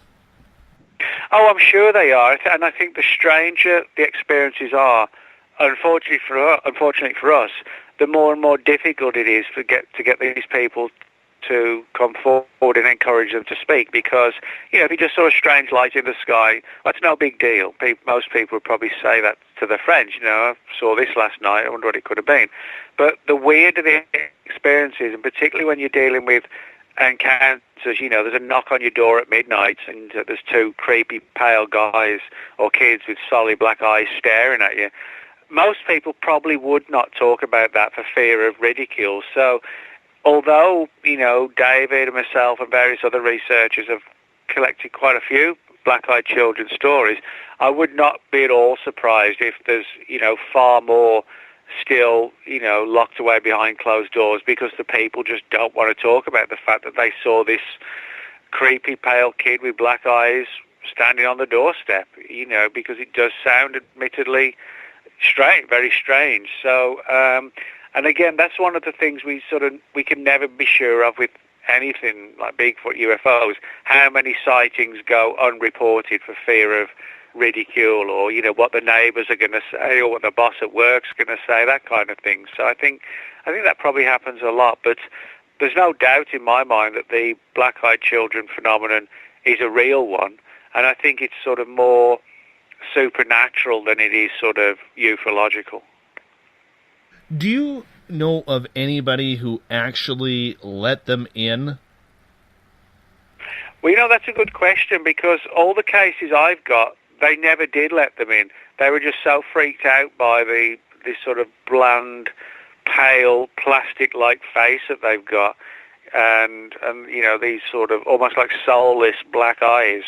I can't speak for David, but I'm sure he can put you right on this issue. But personally, of all the ones I've got, I don't know of a single one where the black-eyed kids actually made it into the house. The people were so terrified, they either slammed the door or, they every case pretty much, they slammed the door. But in some of them, if, for example, they got like a pet dog, the dog would come racing to the door and barking and crying, and then would run off, and in some cases hide under the bed and, not surface until the black-eyed children were gone. And just that aspect alone put people off from letting them in. So yeah, I mean, David may have more stories along those lines, but of all the ones I've got, they've always been, the kids have always been left standing on the doorstep. And then what's weird is that the person very often looks through the spy hole after they've closed the door behind them, and they're immediately gone. It's as if, as soon as the door was shut, as if they dematerialized. They were literally there 1 second and then literally gone the next second. Do we know where they come from? Do you think they're alien? Well, there's a possibility, this theory about alien-human hybrids that a lot of people are talking about, particularly today, the idea that part of the alien abduction phenomenon is not just to sort of, understand our biology, our DNA, our cells, etc., but they're actually sort of splicing themselves with us to create creatures or entities that can, if you like, to a degree, pass among us without being noticed, but there are still certain genetic issues which make people look twice. And, you could make a good case that that's exactly what's going on with the black-eyed children, that we're dealing with something that is and actually looks like something that looks half human and looks half kind of like the so-called alien greys of alien abduction stories. You can make a case that they look like that.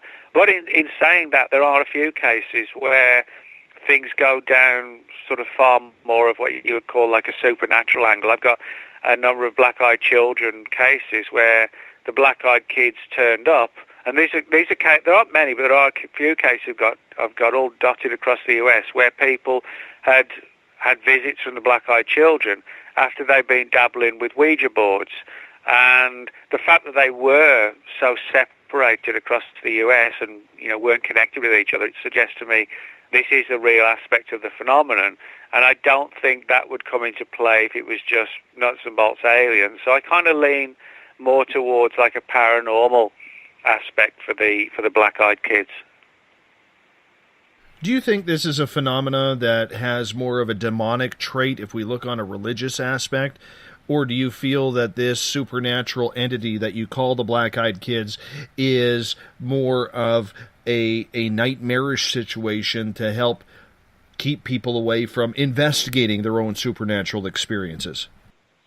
Well, I mean, whenever we use terms like demonic, they're very sort of controversial and create a specific image, namely literal demonic entities from, a hell which is overseen by this guy with horns and a forked tail. And I think it can be kind of, when you sort of immediately put those images in a person's mind, it may sort of bias their opinions on what we're dealing with. So I try and to sort of, avoid terms like demonic purely and simply because it conjures up one particular imagery of, of demons, which, we don't really know what the demonic phenomenon actually is or even what it is, So, but I do think we are dealing with, something that is definitively supernatural. Now, some people might say that makes them entities or creatures that come from other realms of existence, like other dimensions. Somebody else might believe they really do come straight out of hell. And again, a lot of the conclusions are very much sort of belief-based, but that doesn't take away the fact that regardless of, if a person with a strong religious belief thinks they're demons or somebody else thinks they're interdimensional things, it doesn't take away the fact that the phenomenon, is a very real one, and I think that that's the most important thing of all. Is there anything similar to ufology when it comes to black-eyed children? Are the people having more paranormal experiences or ufological/alien experiences that lead to this? Or maybe even Men in Black experiences?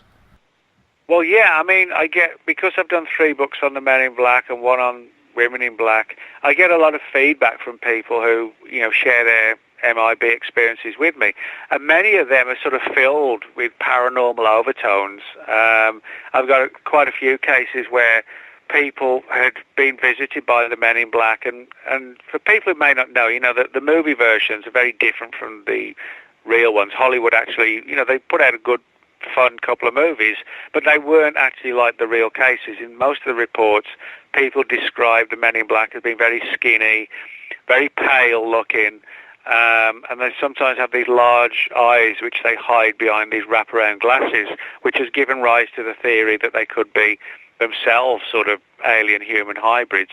But I've got more than a few reports where people had been visited by the Men in Black, and pretty much almost immediately afterwards, they experienced violent poltergeist activity in the home, which, if it was just a UFO thing, I don't think that would happen. So again, I've kind of pushed the Men in Black mystery to a degree, at least, down a paranormal pathway.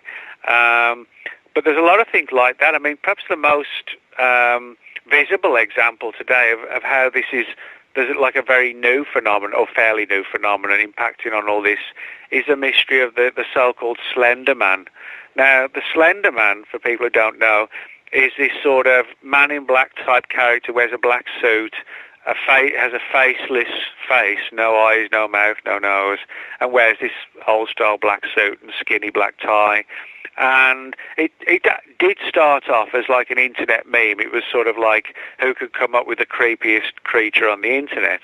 But what's happened is that there's now massive, not just interest in the Slender Man, but belief that he actually does exist.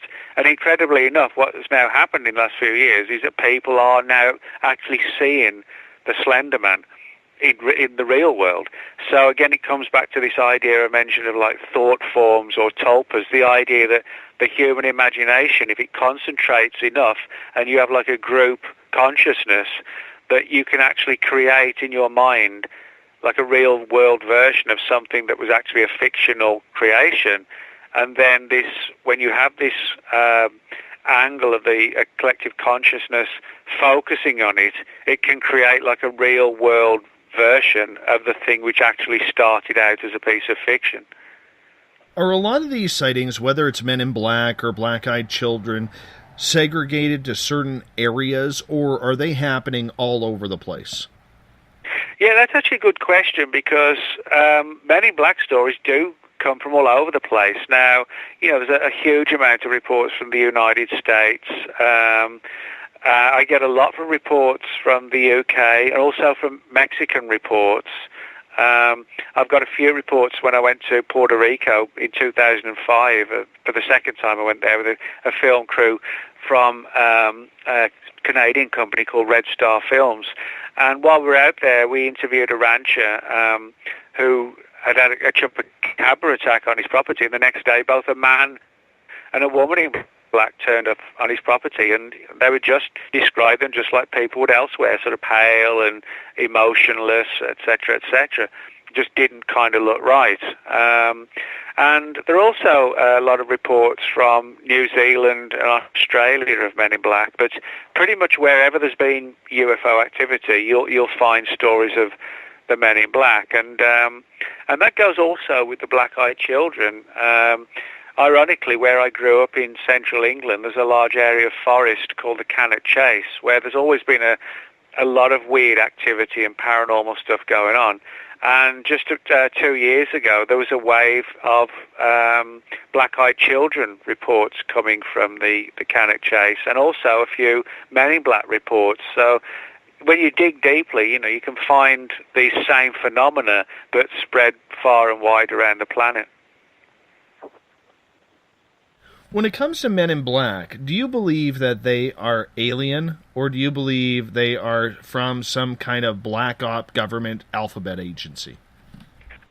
Well, we can never rule out the possibility that some of them come from one of the ABC agencies, but I think if they do, what they've done is to sort of employ the use of pre-existing pre-existing phenomenon of the Men in Black. In other words, I think there may be occasions when government people really have visited UFO witnesses and they put the black suits on because there is this legendary imagery of the Men in Black. In other words, it acts as a good cover for them. But they're not the real Men in Black.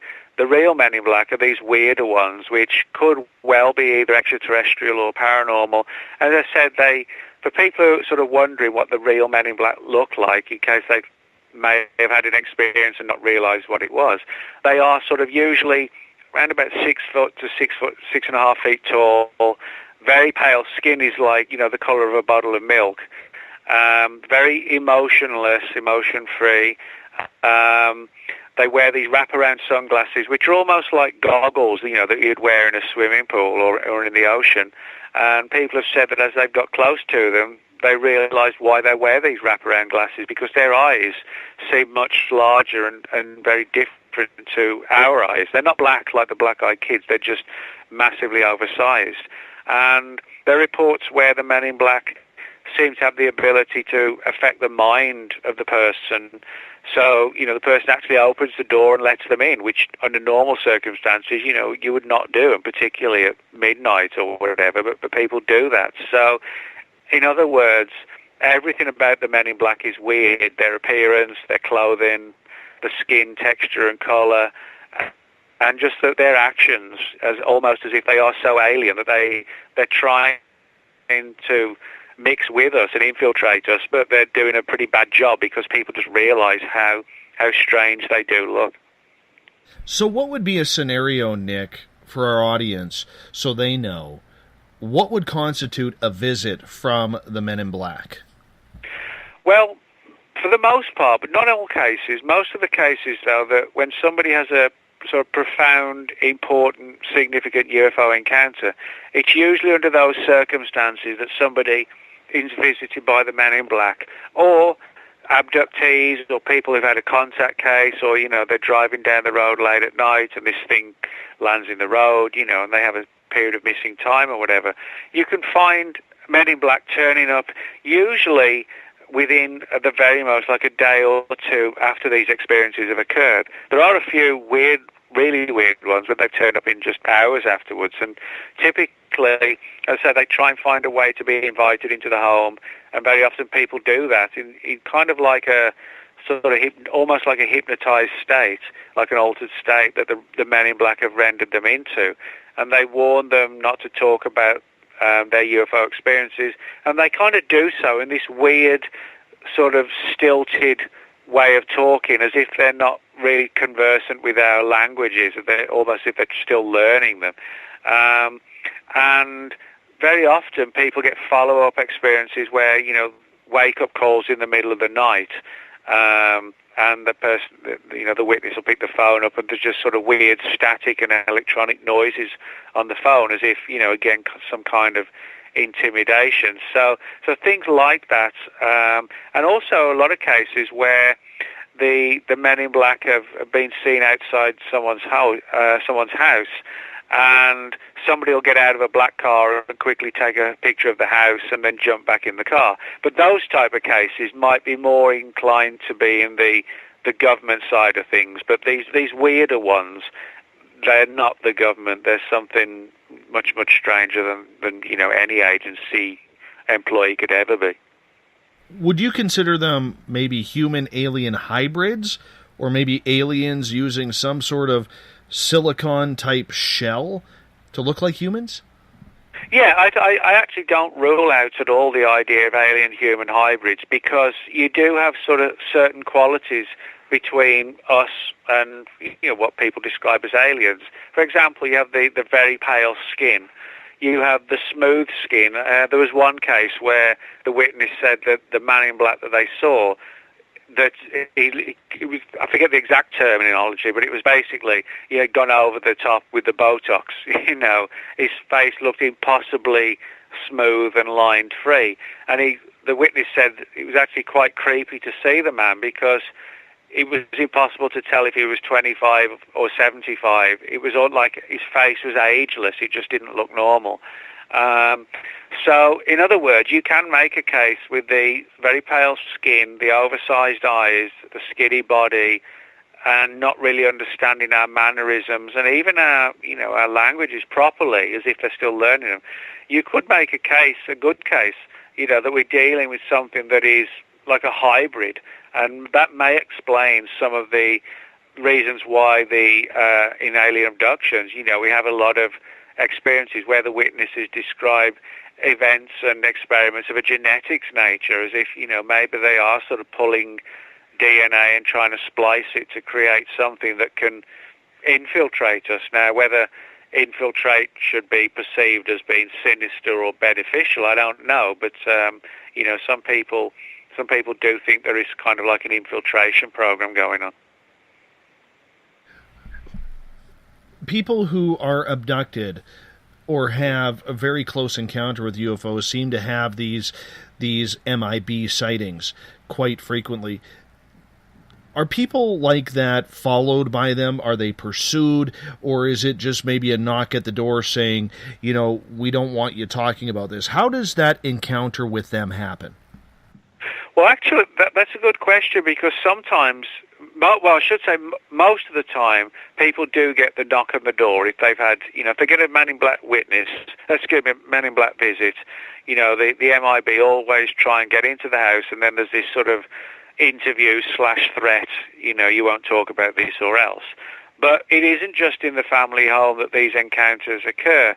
Now, there's very often follow-up encounters, where somebody might go to a restaurant, you go out for dinner on a Friday night, and the person looks up and they see sort of this, again, one of these creepy men in black just staring at them from across the other side of the restaurant. There's actually a lot of weird sort of restaurant-based cases like this in the history of the Men in Black. And the other reports where, and this is where it gets sort of really weird, a lot of people have had very strange dreams, in the middle of the night, and woken up and thought they saw the Men in Black in the room, but as if they'd materialized in the bedroom. In other cases, the witnesses had sort of very vivid, almost like dreams, but in a wakeful state, where everything seemed real, but it was a dream, almost as if the Men in Black could actually invade our dreams.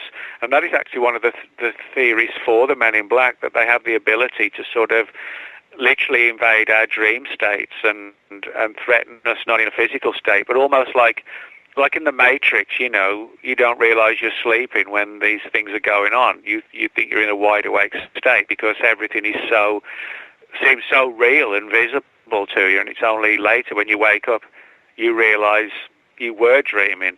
But there are a lot of cases like that where the Men in Black seem to be able to manipulate and insert themselves in our dreams and turn them into nightmares almost. How do you think they're invading a person's dreams? Do you think it's strictly psychological or maybe telepathic? Yeah, I think that's really the only ways from our current understanding that it could be, sort of like a telepathic connection or something similar, like where the mind of the Men in Black can project imagery into your mind, rather than us coming up with the thoughts or ideas. They literally kind of insert them ourselves to the point where we think we're literally seeing them, but we're not. But they are still kind of manipulating the situation. So I think there is a great deal of sort of psychic phenomena connected with the Men in Black, particularly so, in terms of how they're able to almost hypnotize people, mind control them to do their will. I mean, that's sort of not normal behavior, but time and again we get reports when they seem to be able to do that. Is there a scenario out there that do not call in Men in Black? Because I'll be honest with you, I've had a lot of people in the 2.5 years I've been doing this show who have told me, warned me, I'm going to be followed, I'm going to get Men in Black, I'm going to get government officials coming to my door saying stop these topics. And much like you, Nick, like I asked you earlier in hour number 1, that has never happened to me. Why does it happen to just ordinary people who really are just having an extraordinary experience? Well, yeah, I mean, that's one of sort of the puzzling things about the Men in Black mystery, because they don't sort of keep targeting the same people or the same types of people over and over. If it was everybody who had an abduction experience, it would be easy for us to probably follow, the witnesses and then eventually get to see the Men in Black ourselves.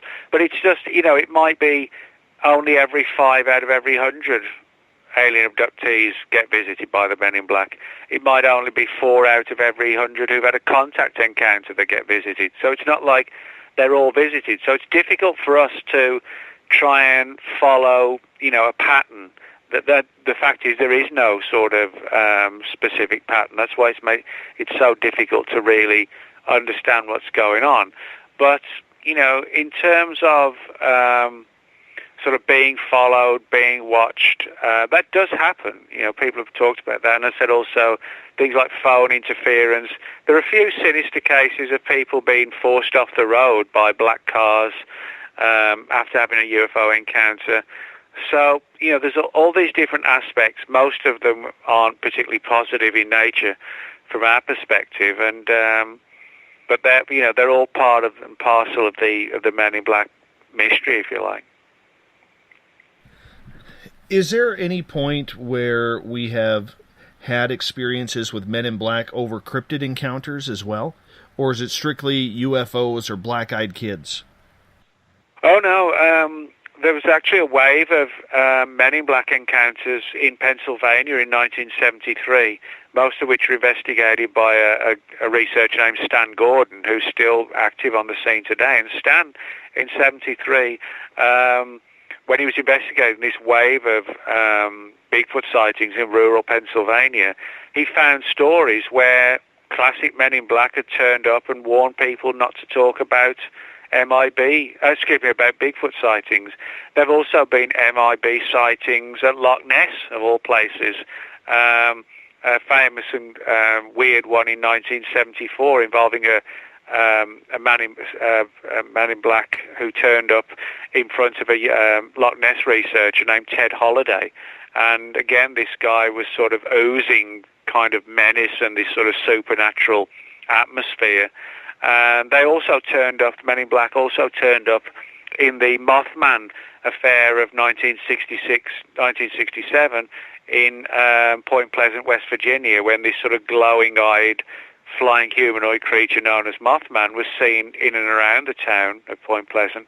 And in no time at all, many of the witnesses who'd seen the Mothman were again visited by these sort of weird-looking, ominous-looking MIB. So we do find them in UFOs, sometimes in conspiracy theories, definitely in cryptozoology as well. So, I think a lot of it is still kind of untapped in trying to figure out exactly what they're doing and on what scale and why. So when it comes to alien abduction, one of the things I have noticed since doing this show, Nick, is there seems to be a very large difference in encounters when it comes to the encounters we hear in the United States compared to those that I have heard in Canada. I've got no scientific study backing me on this, but just from talking to people in general, it seems that when it comes to the United States, the encounters seem to be a lot more malevolent than from what I hear here. And I'm wondering if you have noticed a pattern on the countries in regards to alien abduction, on whether they are positive or negative. Mm-hmm. Well, I can tell you there definitely are differences. For example, certainly if you go back to the 50s, 60s, 70s, in South America, there were a lot of, like Brazil, Argentina, there were a lot of really violent type of abductions, which I would actually almost call like kidnappings. They're sort of more along the lines of, something far more dangerous. But you can find a lot of South American stories of really violent attacks and assaults on people and kidnappings by UFO entities. Completely in contrast, back in the UK, where I'm from, we don't get as many abduction stories. We get more of the sort of older type of contact stories where people would see far more human-looking type aliens, and sometimes, there would be a discussion between the sort of astonished witness and these entities, talking about how we need to live in peace with each other and, disarm our nukes. And it's almost like a philosophical discussion rather than the abduction kind of thing. So there's no doubt there's sort of, regional abductions, in different parts of the world. It can be quite different to, what's going on elsewhere. But typically, what we do see in abductions is the whole issue of missing time, somebody being taken on board a craft, subjected to medical experiments, and then replaced, back in their car or wherever they were. And, they're in this kind of spaced out feeling, not really sure what's going on. And most of the events, if not all of it, is wiped out of their mind, but it starts to resurface in sort of dreams and nightmares, and then they start to have sort of conscious recall of what happened. Is it mainly the Greys that are still taking people in your research, or are we starting to see other races start to become more prevalent as we continue to grow our own earthly signal into the atmosphere? Well, yeah, I mean, there's no doubt when you kind of look into the subject that the sort of overriding imagery of the aliens that we get is the so-called grey. And again, for those people who may not know, the alien grey is sort of, these entities with the large heads and the big black eyes that, you can find on anything from T-shirts to keychains, you name it. The image of the grey has become sort of, ingrained in society. But in saying that, there are also a lot of abduction stories. I've got quite a few where people have said they've been abducted by what we call reptilians, like an upright reptile-type creature. I guess the closest thing I could think of would be if you look at the monster in the old movie, the creature from the Black Lagoon. That's how they kind of look, like a humanoid reptile-type creature. There are other entities reported in abduction cases which have become known as the praying mantis aliens, which kind of look like huge insects. If you imagine something like a praying mantis or an ant but was sort of 6 feet tall, they kind of have that insect quality to them as well. So those are the primary ones. And there are actually a few cases, not many, just a handful, where people have been abducted onto UFOs and have actually seen men in black on the UFOs. So, that's sort of another little aspect where there's like a kind of a crossover between the two. Nick, we literally have about 90 seconds left with you, and I told you this was going to fly by, my friend. I told you it was going to fly by, and I hope we earn some respect with you, that you'll feel comfortable doing this again. But I would love it if you could tell our audience what you're working on now and when your next book is going to come out. Right, well, I have a book out in September called Shapeshifters, which is a study of strange creatures throughout history, folklore, mythology, and witness testimony on everything of a shapeshifter nature, like werewolves, the skinwalkers, throughout history. And that'll be out in September. And then in February next year, I mentioned the Slenderman book. The Slenderman phenomenon. I've got a Slenderman book coming out in February of next year, which looks into the whole phenomenon, the theories for how this creepy creature, which began on the internet, is now being seen in the real world. You're a busy man, my friend, a very busy man. I want to say thank you on behalf of everybody at Space Out Radio for you coming on, and we look forward to having you on the show once again, and when your new book on shapeshifting comes on out. That'll be a great, great book that you're producing there. So thank you so much for doing this. Well, thanks a lot, Dave. Thanks for having me on the show. Absolutely. Nick Redfern, the legend when it comes to talking about all things strange, all things up in the air, on the ground, in the forest, or even children at your door. We got 1 hour left on Spaced Out Radio. I'm bringing in my crew, E Squared and a little Everett Themer from the Encounter Online. We're going to have some fun. We're going to continue the talk on all things strange that Nick was just talking about. We're going straight till midnight Pacific, 3 a.m. Eastern. It's going to be a fun time indeed. I hope you stick on around, and we're going to get to your questions as well. So make sure if you're in any of the chat rooms or on Twitter, put them in capital letters so we can get to them, and we will get to them in the next hour. You're listening to Spaced Out Radio. I'm your host, Dave Scott. We'll be back right after this. Looking for a great weekend getaway this fall? Hi there, this is Dave Scott. Come on up to the heart of British Columbia for the first annual Spaced Out Radio Caribou Paracon, being held at the Spruce Hills Spa and Resort in 108 Mile Ranch, British Columbia. Speakers from all over North America are coming to discuss Bigfoot, UFOs, ghosts, and intuitiveness for the 3-day event, September 29th to October 1st. For more information, go to spacedoutradio.com and click on the Caribou Paracon banner and book your tickets today. Come to BC, where the paranormal is waiting for you. The SOR Sightlines is a place for you to find answers to your strange experiences. Hi there, this is Mike Schmidt. If you have had an encounter with ghosts, UFOs, Bigfoot, ETs, or anything else that doesn't make sense, head to spacedoutradio.com and file a Sightlines report. All information you give is 100% confidential, and I will personally help you find the answers you need. SOR Sightlines, your answers are a click away. Have you got your cosmic passport? If you need one, tune in to Cosmic Passport on Spaced Out Weekend. This is Elizabeth Anglin, ET experiencer, spirit medium, and host of Cosmic Passport. Each weekend I'll be bringing you interviews and support from other paranormal experiencers, and the best in intuitive spiritual guidance from across the globe. It's all happening starting at 9 p.m. Pacific Time, midnight Eastern, on spacedoutradio.com. Hi there, I'm Butch Witkowski, lead investigator with U4Cop. On the final Monday of every month, you can listen to me and host Dave Scott on Spaced Out Radio's Strange Days. We're going to get to the heart of the matter when it comes to what's happening out there. People are seeing and experiencing things from ET contact to Bigfoot, and I want to hear about it. Your experiences are what we investigators need to help solve these unknown mysteries.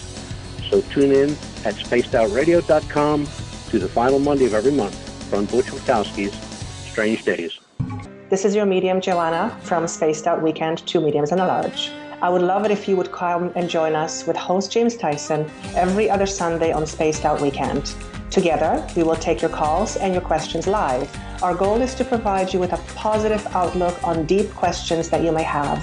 Questions regarding love, relationships, money, or whatever else is on your mind. Come and check us out at spacedoutradio.com. This is Eric Markham, news editor for the Spaced Out Radio's The Encounter Online. We have put together a great team of writers and journalists from all over the world to bring you top-quality paranormal stories, from alien encounters to the latest conspiracies. You won't find any of that fake news here. True stories and top-notch reporting as we look to bring these experiences to the mainstream. The Encounter Online, only at spacedoutradio.com.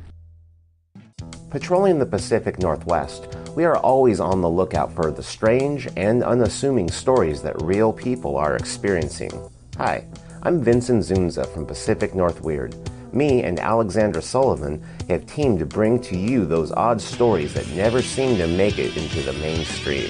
Stories so weird that will leave you scratching your head wondering, is this real? It's as real as it gets with Pacific North Weird. You can watch our videos right here at spacedoutradio.com. Become more intimate and interactive with Spaced Out Radio. Join our Space Travelers Club with your new membership.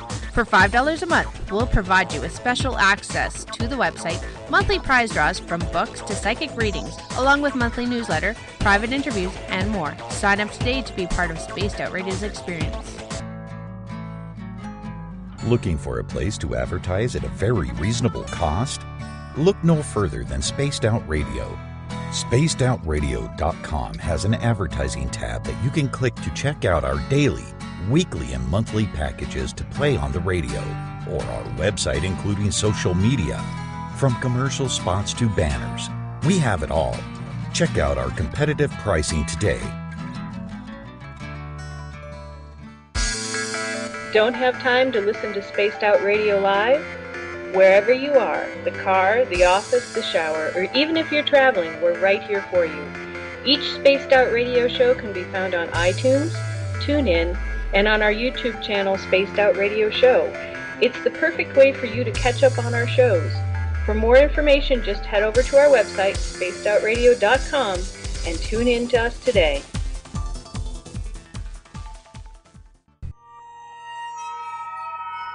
You hear footsteps in the empty room above you. A rocking chair begins rocking by itself. Don't be afraid of the things that go bump in the night. Reach for Spirit Storybox, the iPhone app the Huffington Post UK called the only ghost hunting app you will ever need. Spirit Storybox. The spirits are telling their stories. Are you listening? Strange creatures lurking in the night, the sounds of wood knocking in the forest, odd happenings right out of a fictional world. These are the reports I love. Hi there, this is author Ronald Murphy, and I would love it if you join me and Spaced Out Radio host Dave Scott the second Wednesday of every month on our journey into the unknown land of cryptozoology at spacedoutradio.com. From Mothman to Frogman and everything in between. Hey, they don't call me the crypto guru for nothing. Did you know that Spaced Out Radio runs 7 days a week? Hi, it's James Tyson from Spaced Out Weekend. Every Saturday and Sunday night, starting at 9 p.m. Pacific, midnight Eastern, you can join me and my guests for some great chatter about what's going on out in the universe, or even in that dark part of the basement you really don't want to go back into. Well, let's find the answers to your experiences together. So come on up to Uncle Jimbo's cabin on the weekend. For more information, look us up at spacedoutradio.com. The views and opinions expressed by tonight's guest and topic of discussion do not necessarily represent the official policy or position of Spaced Out Radio, Spaced Out Weekend, Spaced Out Radio Limited, its hosts, syndicated carriers, or anyone associated with this broadcast. You're listening to Spaced Out Radio with Dave Scott. Follow Dave on Twitter at Spaced Out Radio and hashtag Spaced Out Radio, and on Facebook, Spaced Out Radio Show. Now, back to the program. A child grew up too fast, went running wild. Now we don't know who to pray to anymore.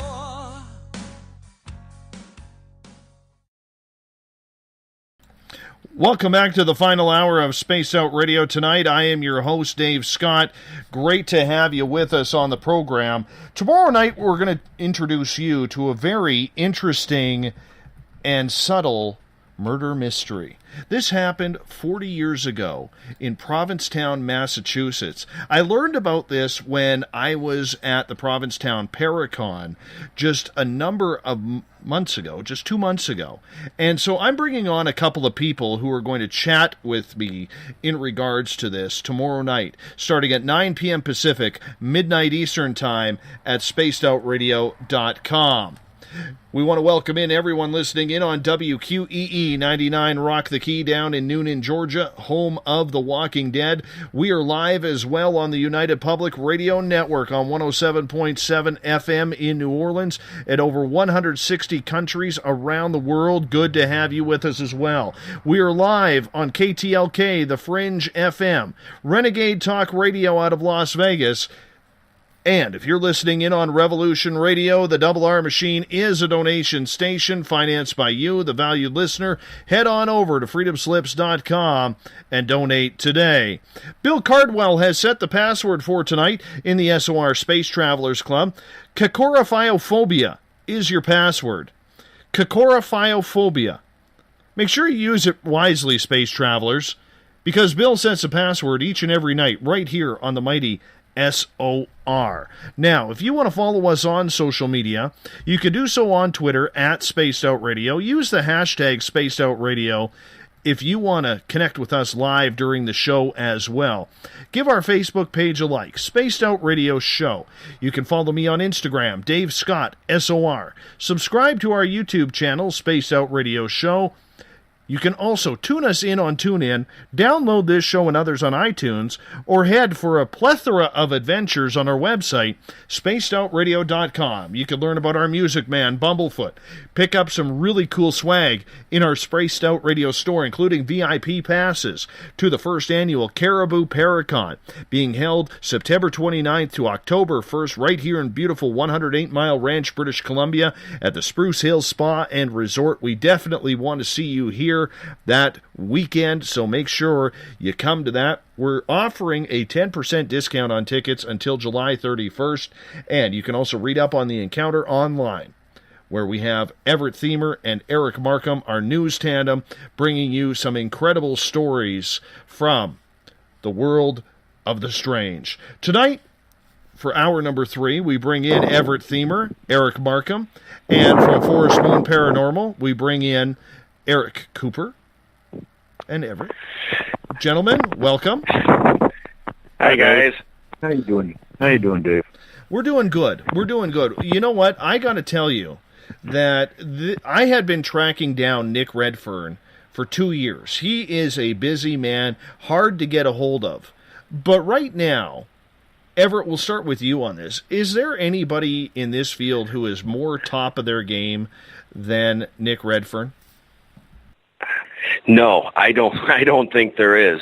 In fact, just to listen to him tell these stories, the way he tells them, I was sitting in my office and I was getting creeped out just listening to him talk. I was looking over my shoulder thinking, oh boy, I hope there's nothing there. I love both the information that he gathers and researches and the way he tells his stories. And I don't think there's anybody that does it better right now. Preacher, what do you think? Oh, I think he's great. I've liked Nick Redfern for years. I was glad we finally got him booked. I know we've been trying for about a year now. It's been longer than that. It's been longer than that. A year that I've been trying. So yeah, I'm glad you got him. Well, I'm very glad. But yeah, he's on top of his. Yeah, he's on top of his game. Even if he's a complete, BSer, which I'm not saying he is. I don't think he is. He does it so well that I don't care. He's a joy to listen to. Let me ask you this, Eric Cooper, as part of Forest Moon Paranormal. When you hear someone of his stature who is not using any type of forethought in his answers, he's looking at all realms of possibility. I didn't know that about him. Did you find that refreshing rather than saying, oh, Bigfoot is Gigantopithecus, or this is what aliens are, or black-eyed kids? It was refreshing to hear someone of his magnitude still keeping an open mind. Oh, hands down, he's been like that for over 20 years. I mean, he's one of the few that was around 20 plus years ago when I first got in the field. And we need more of him. I mean, seriously, we need more investigators like him that look at the whole perspective and not just go off on a tangent on one side versus the other. No, we need more investigators like Nick. Well, let's talk about a few of these topics tonight that Nick brought up. Let's start off with Men in Black. I personally have not had an experience with them. I've interviewed people who have, and they talk about the intimidation that goes along with it. Everett, as someone who has covered the paranormal field for a number of years, have you ever had any dealings with people who have had Men in Black experiences? I've spoken to people who have had Men in Black experiences. Surprisingly, I've never had any, but the thing that I find interesting about these is they're almost, and I think Nick brought this up, there almost appears to be two different types of Men in Black, because I have talked to people who their experience, it was more of a government intimidation idea, but then I've also talked to these people who kind of felt creeped out by these people, like there was something a little bit off about them.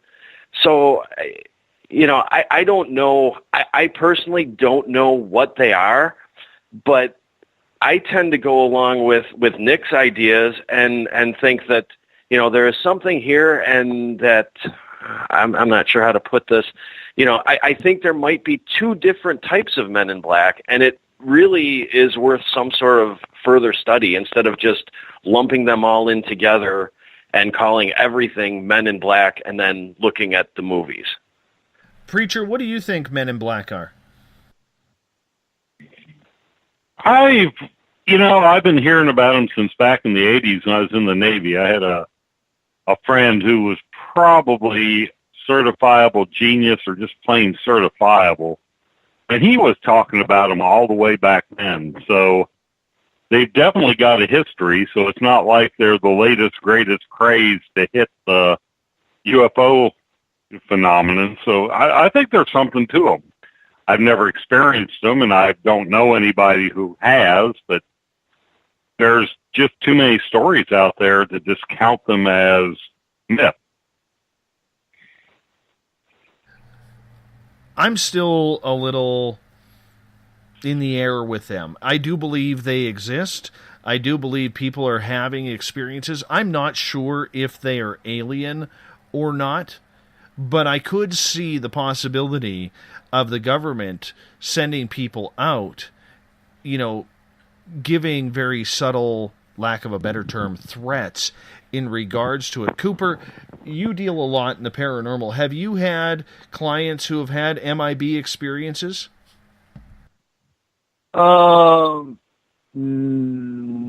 thinking not really, no. Now there's two theories to that. There's one, like Everett said, I'm in agreement with Everett in that you've got one side that is government, and they're supposed to be going to abductees' homes, or if you look at the Maury Island incident, there was Men in Black involved in that one. But yeah, you've got the government side, and you got the alien side. The alien side is supposed to be the ones that, again, they also go to abductees and UFO witnesses, and basically intimidate them, see what they know, and then they watch them. Dave, can I ask Coop a question? Yeah, go right ahead. Coop, have you ever seen any cases where somebody has been visited by one type of Men in Black and then at a later date visited by the other type of Men in Black? In research, yeah. In personal cases, no. Now, when I was stationed in Atlanta, we had government agents ring around our apartment. Now, what were they doing? I had a security clearance at the time. I was UFO investigating at the time. Were they intimidating? It didn't work. They didn't come knocking on the door. They were just ringing around our building. Now, were they raiding somebody else's apartment? I have no clue. I know I was also followed at that point in time. My phone was tapped at that point in time. But as far as personal cases go, none that I can think of. A few years back, I know we had one client that talked about Men in Black, and she was in Texas. Now, we didn't get a whole lot of detail out of that case, which is why I don't generally bring that one up, because I don't know. But there's supposed to be a lot of Men in Black in Texas cases. And, of course, like I said, the Maury Island incident, which happened back in the 50s, like 2 days before Roswell happened. And that was where the craft spit sludge onto a boat and killed a dog and wounded a child, I believe it was. Do you see, and Nick said that I never knew this, that there have been Men in Black incidences with Sasquatch sightings as well, especially he mentioned the Pennsylvania area. You know a lot of Bigfoot researchers, Cooper. Do you know of anybody who has had any governmental sightings around Bigfoot when they've had their encounters? No, I don't actually. And I could talk to Tyler, and I know even Tyler's never experienced anything government that's come talk to him or nothing. The one I'm intrigued by is the 1980s case in Mount St. Helens. Now, we haven't been able to find any verifiable proof of that one either. And that's where the Bigfoot was at Mount St. Helens with the National Guard and whatnot. Explain that story a little bit more for people who may not have heard that one, because that is an incredible story that it came out of the eruption of Mount St. Helens on May 18th, 1980. It was, and there were two Bigfoot that were found. They were taken by the military, by the National Guard. I'm trying to recall the thoughts while I'm distracted here. And they were taken to Fort Lewis. Now, there's supposed to be a base in California as well where they actually house Bigfoot, and I don't know if they're experimenting on them. I don't know if they work with them. But they were supposed to be taken to Fort Lewis where they're housed for a couple weeks, and then they're taken to this place in California. And if you look on some of the Bigfoot sites, you'll actually pull up some of the, just Google 1981 Bigfoot National Guard, and you'll probably pull up a story. It's out there, but at the same time, everyone's getting their information from the same sources. I remember I found one bulletin board where they're actually talking to a guy that was supposed to be a witness, but I wasn't able to get a hold of him. Do you think? I wonder if they use doctors or if they use vets, veterinarians. That's what I'm curious about. I mean, really? like I've told you before, I'd imagine him be a human doctor. I mean, just to be honest with you, because he's more human than he is animal. Right. Just in the cloak. I mean, come on, just in the cloaking. And I'm with Dave on the interdimensional theory, because, I mean, how can you have a creature that can walk across a snowy field and then just the tracks disappear? And there's no trees for them, because that's the argument. Oh, he probably went up a tree. No, there's no trees. There's no trees around us. I mean, up at Lake Valley where we're having our Paracon is a hotbed of a plethora of sightings of Bigfoot. Now, well, one of the things that gets me about it is there's been eyewitnesses. There was a young man. His mom made him go to the police station because what had happened, he was out hunting. And he saw one and automatically shot at it. You know, just out of he turned around, saw it, and freaked out and shot. Reflex, yeah. He felt horrible. Okay, so he goes to the police station. He tells them what he did. They got several departments out there. You know, they had search and rescue, sheriff, police. Anyhow, a huge swath of people going through this area that the kid said he shot. Never found a trace of blood. Never found a trace of anything. So that's not the only case where somebody has either said they shot it or, you know, something has happened and it disappears. So I think the interdimensional aspect of Bigfoot's almost a given to me at this point. Right. A lot of these... Go ahead, Coop. Well, like I've told you before, the only place I could think of on Fort Lewis where they might house him is that place I always call the farm. And that's over by the old Madigan, where they have that little building with a chain link fence, cameras, all kinds of security features. But it's a little shack-looking building with a small parking lot. There's always a lot of cars there. And it's too small of a building for a bunch of people to be into. And it's supposed to be an experimental location. It's the only place on Fort Lewis, and it's got a very negative vibe around it. And like I've told you, the reptilian story on Fort Lewis, that's kind of the area that I think the reptilians hang out as well. But that would be the only location I can think of on Fort Lewis where they would take Bigfoot bodies. With these Men in Black sighting, Everett, do you believe it's tied into anything to do with the MyLab experiments? It could be. I kind of go down the road that if somebody has a Men in Black experience and it is the typical the Men in Black kind of just give off that kind of tough guy, don't say anything kind of attitude, I sort of lean towards maybe it's just something that the government is doing because, they're not technically investigating UFOs. So you can't have somebody from the Air Force or the Army come out and talk to you, but they could have just these mysterious-looking people who show up and say, hey, don't say anything. You didn't see what you thought you saw. Nothing happened. And just kind of instill a little fear in people that they don't know what's going on. They don't know if these people are, government or what, kind of add some mystery to it and encourage them or make them not want to say anything. I'm just wondering, because we have heard so much of the MyLab experiences that people are having, which are almost nightmarish, it would almost coincide with any type of fear that people are having from either Men in Black, Eric Cooper, or black-eyed children. Yeah, I agree. And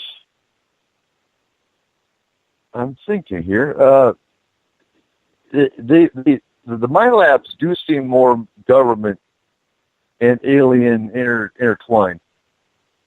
So I could very well see Men in Black coming from the MyLabs.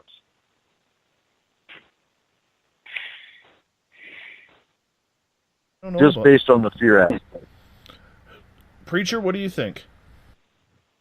I think that's entirely plausible.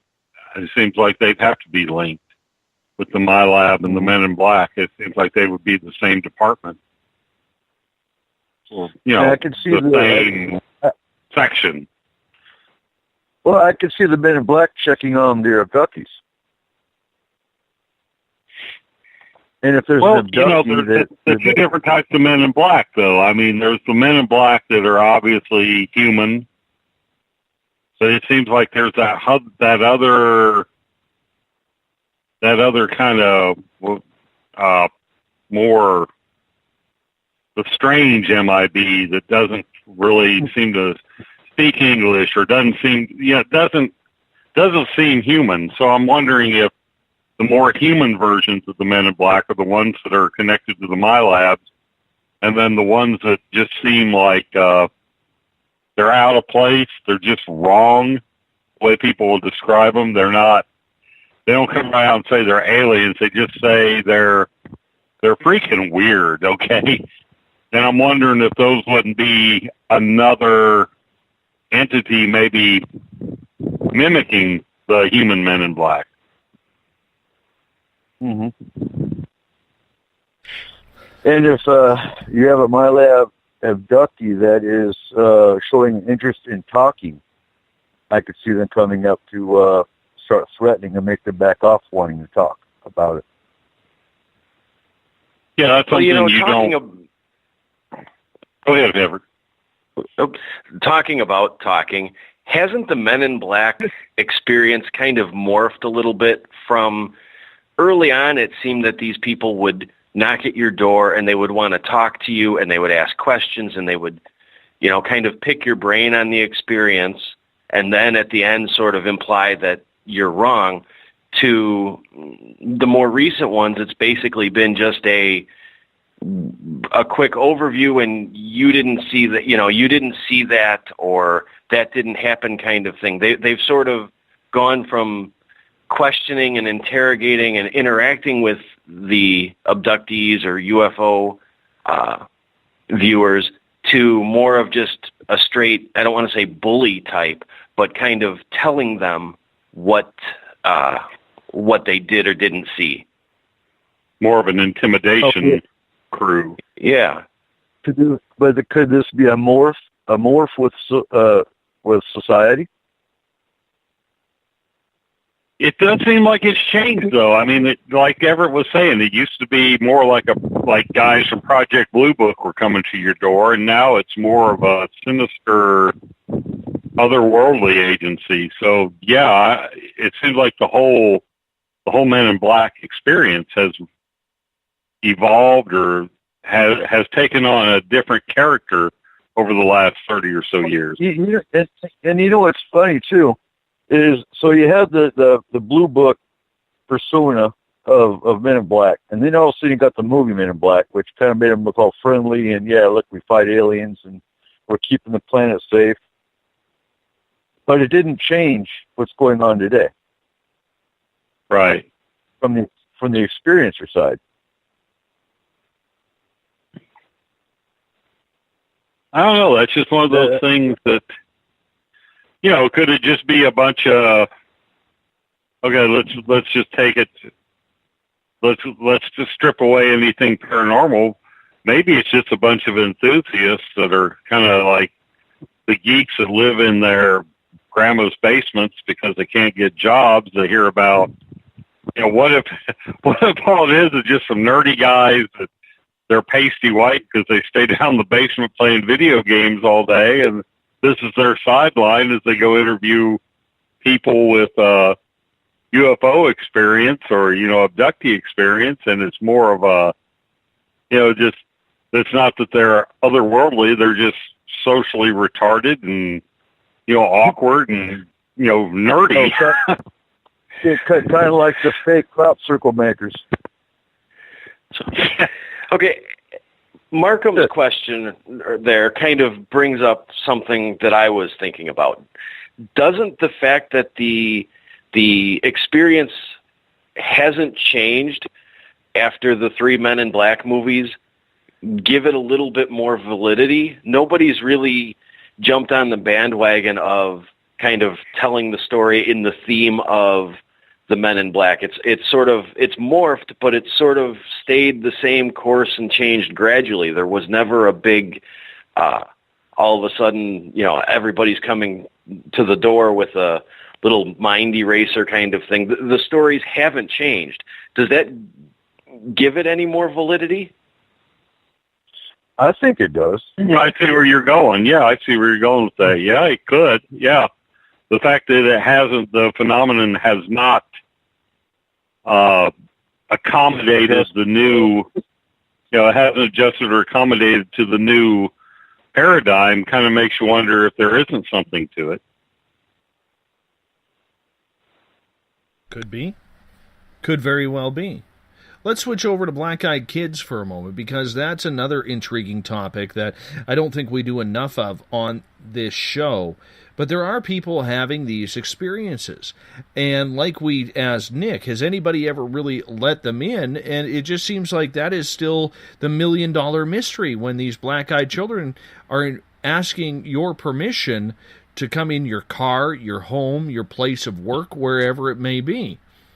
I don't know if I would want that experience, because I'm not sure if it's demonic, if it's malevolent aliens, or what the hell these kids are.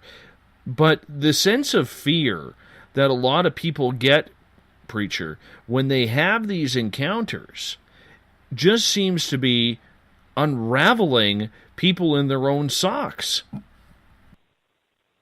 I got to wonder about that. I don't know. I tend to be sort of punch them first, ask questions later type, and I don't know how I would handle an encounter like that. This whole black-eyed kids thing, maybe the reason we don't hear about the ones that let them in is because once they let them in, they disappear. There's all these people in the United States and the world, as a whole that disappear without a trace every year. Maybe that's why we never hear about what happens if you let the black-eyed kids in your house. I don't, basically, if I don't know you well, like if I haven't known you for years, you're not getting past my threshold anyway. But I don't, I wonder if the reason we never hear about the black-eyed, the experience, what happens when the black-eyed kids come in, is because if you let them in, hey, that's the end of the story. Mm-hmm. We don't know. That's the mystery. And the first case of black-eyed kids that's documented is in Abilene, Texas, 1996. And there was a guy named Brian Bethel, and there were three kids, and he pulled his car up to his job. He was going to get out, and he turned, and they were just there. They came out of nowhere, and it was nighttime, and there was nobody around when he pulled up to his job, but all of a sudden there's these three kids, and they said, "Hey, mister, can you give us a ride?" And he just had this instant feeling of fear that he had to leave, and he told them no. And one of them actually they looked confused, like had never been told no before. And one of them actually hit his car, and he gunned the engine and left. He looked in his mirror, and they were gone. No trace of them. Mm-hmm. And that's the farthest back I know of as far as the black-eyed kids phenomenon that goes. Well, you know what scares me? I would almost like to look into that. Huh? Go ahead, Everett. Go ahead, Eric. No, I want to hear what you have to say. What scares me the most about them, and I will admit that, yes, I kind of have a little fear of black-eyed kids, is that, and I believe we were talking with Elizabeth about this a couple months back, these kids that turn out or appear to be black-eyed kids, but they appear normal, and then all of a sudden, it's like they let their guard down or something, they blink, and for just a minute or so, their eyes are completely black, and then they go back to normal.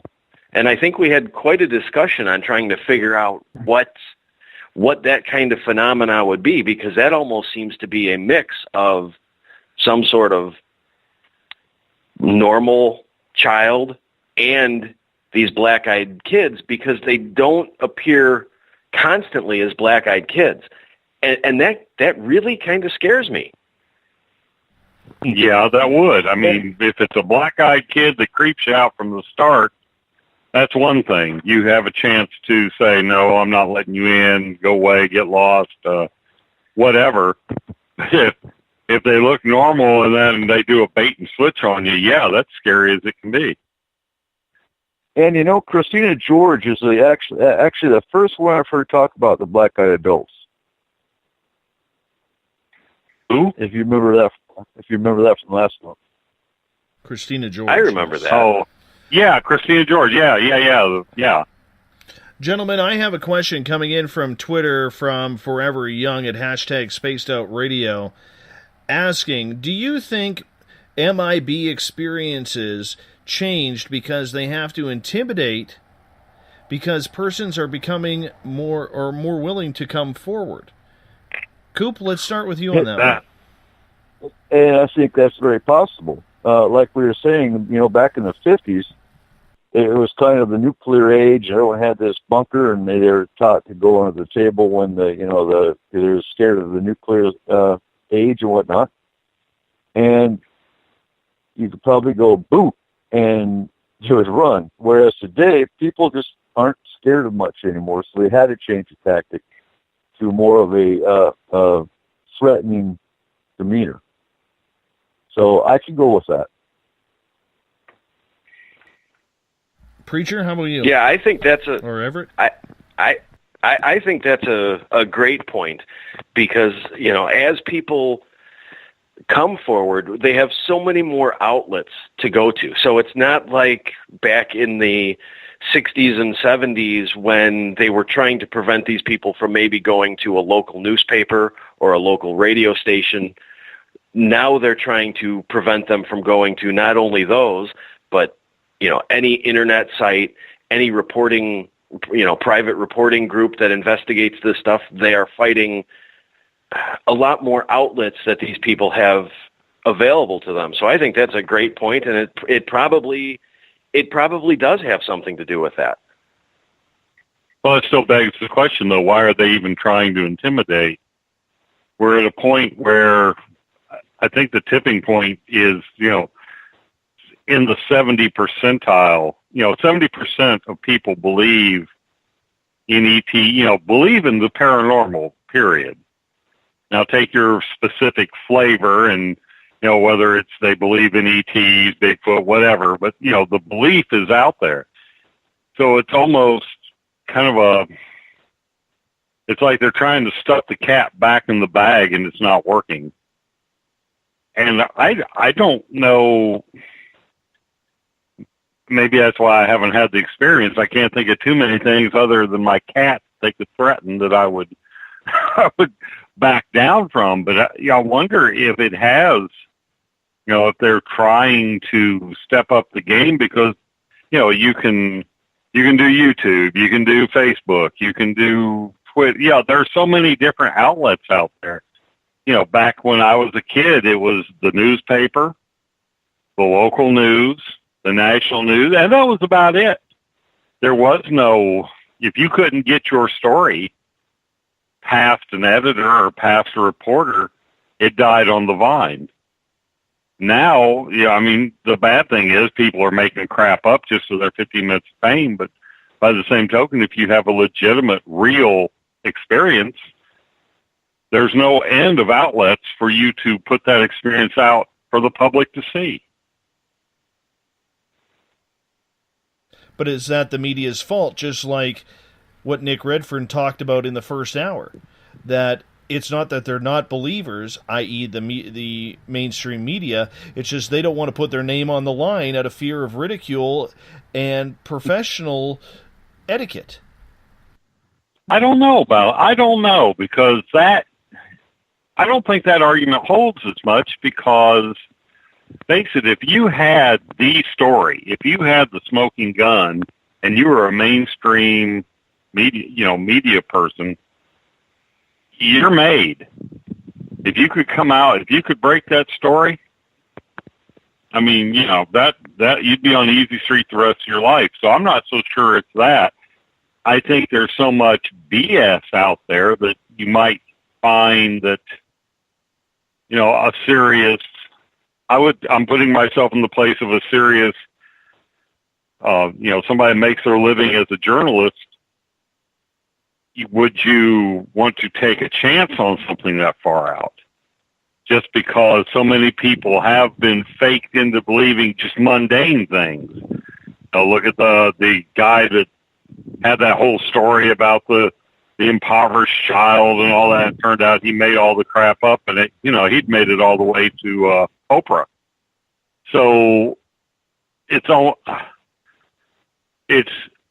such an incredible story. I gotta wonder if they're just not afraid of being had by a very clever charlatan. But we've seen that, preacher. We've seen that before, though, with Bigfoot, with that guy somewhere in a state that ends with Ucky, I believe, that said that he had a Bigfoot body in his freezer, and it turned out to be, bear fur and just a big sham, and that's what we see a lot of in this field. Well, yeah, that's the problem. I mean, that I know the one you're talking about, and where the guy supposedly found it and put it in his freezer, and it was just a costume.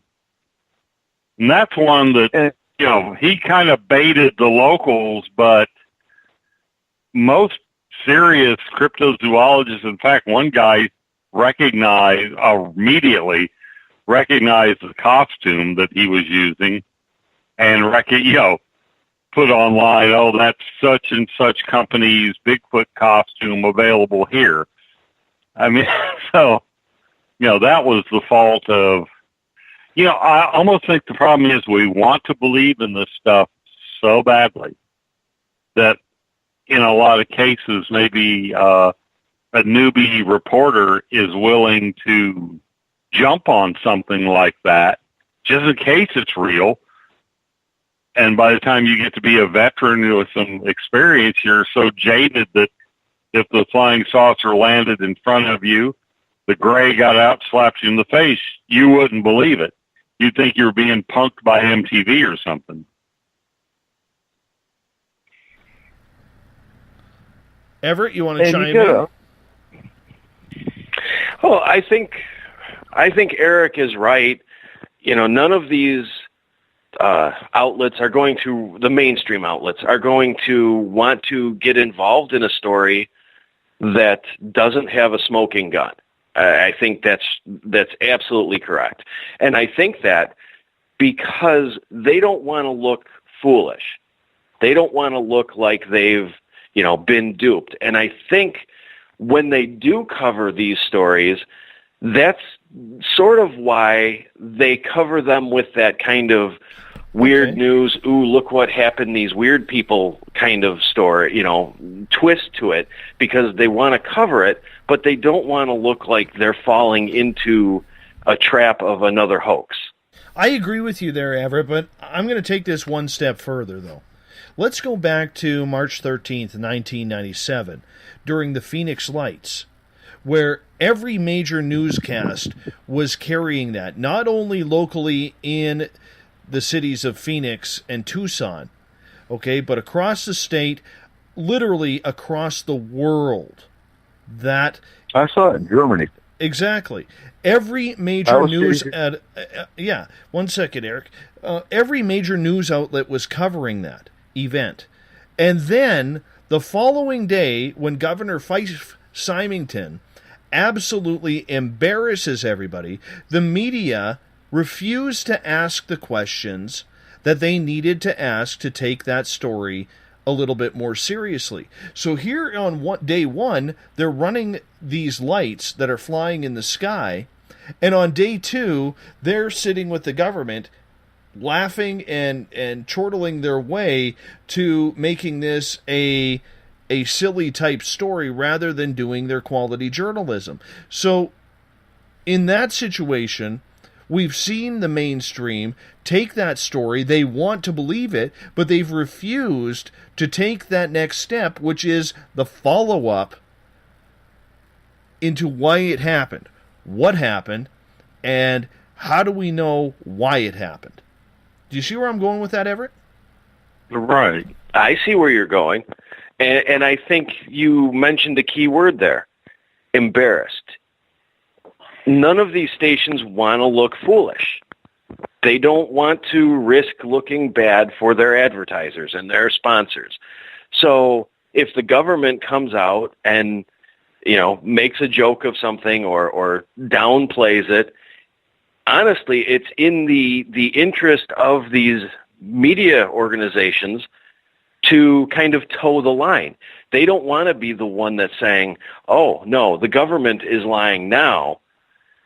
They want to be, from a organizational and money-making perspective, they want to be the one that is going along with the government story so that they don't look embarrassed, they don't look foolish, they don't look like the news outlet that got duped and then lose sponsors. But they had the chance in that situation to call the government out. Fife Symington, 15 years later, didn't get the press that he needed or deserved when he came out and said, I was wrong. I witnessed them. I didn't know what they were. I knew they weren't ours. I'm paraphrasing, of course. Okay, maybe he was just trying to get back in. But he's also the jerk who threw the water on the fire when there was a true story there. And maybe that's why he didn't get the coverage. Go ahead, Everett. Maybe that's why he didn't get the coverage when he came out 15 years later, because everybody's looking at him as, well, he turned this into a joke before. What's he doing now? Why the motivation all of a sudden 15 years later to change your story? Personally, I think it was to get himself back into the story. He had kind of fallen out of the limelight and, was no longer governor. Let's stick myself into the story again and change what I said before. And in that case, I'm not sure whether he's telling the truth now or back then. I'm not sure if somebody like that deserves the coverage. Markham? Well, look at history. Well, that what gets me is, okay, here he is. He had a chance to be sort of the poster child for that event. And he gets his press secretary to dress, well, I think what was his chief of staff to dress up as an alien, and he makes a joke out of it. Years later, when it's like nobody remembers who Fife Symington is, oh yeah, I saw the craft and I saw alien occupants. That reeks of somebody who probably didn't experience either one. I don't think to me, it plays as somebody who is trying to get back in the limelight somehow, and he's like, well, my political career's dead. Why don't I play the UFO card? That's how it struck me. Of course, I'm cynical as hell anyway. But But if you're going to call out the media on that one, you certainly could call him out for 15 years later, waiting. You could call him out for turning it into a joke and lying. He had the opportunity to turn this into a legitimate story. He could have come out and said, you know what? We don't know what that was. Instead, like Eric said, he brings out his chief of staff dressed as an alien. Right there, you can't give the guy a lot of credibility. But like Eric Cooper said, was he threatened? Were there higher-ups telling him to do that? That's how that would come across to me. And look at, I was going to bring up, look at Roswell. Look at all the news sources that had to, all the media that had to recant their story over Roswell. Is there possibly, and I know that was a long time ago, but there's still that hanging over the media's head, possibly, that they don't want another Roswell incident? You can look at that picture of Jesse Marcel Sr. posing with those bits of, and you can look at his face and you can see Are you effing kidding me? That man is not happy in those pictures. He is obviously, he's saving his career, but you can tell by the expression on his face he's not particularly happy about it. The bits of weather balloon and kite were not what he... But you talk about international media. You know darn well Roswell got international media, just like the Phoenix Lights did. Do you think maybe the media has that? Do you think maybe that has some kind of a fear effect on the media if they don't want another Roswell, even 50 years later?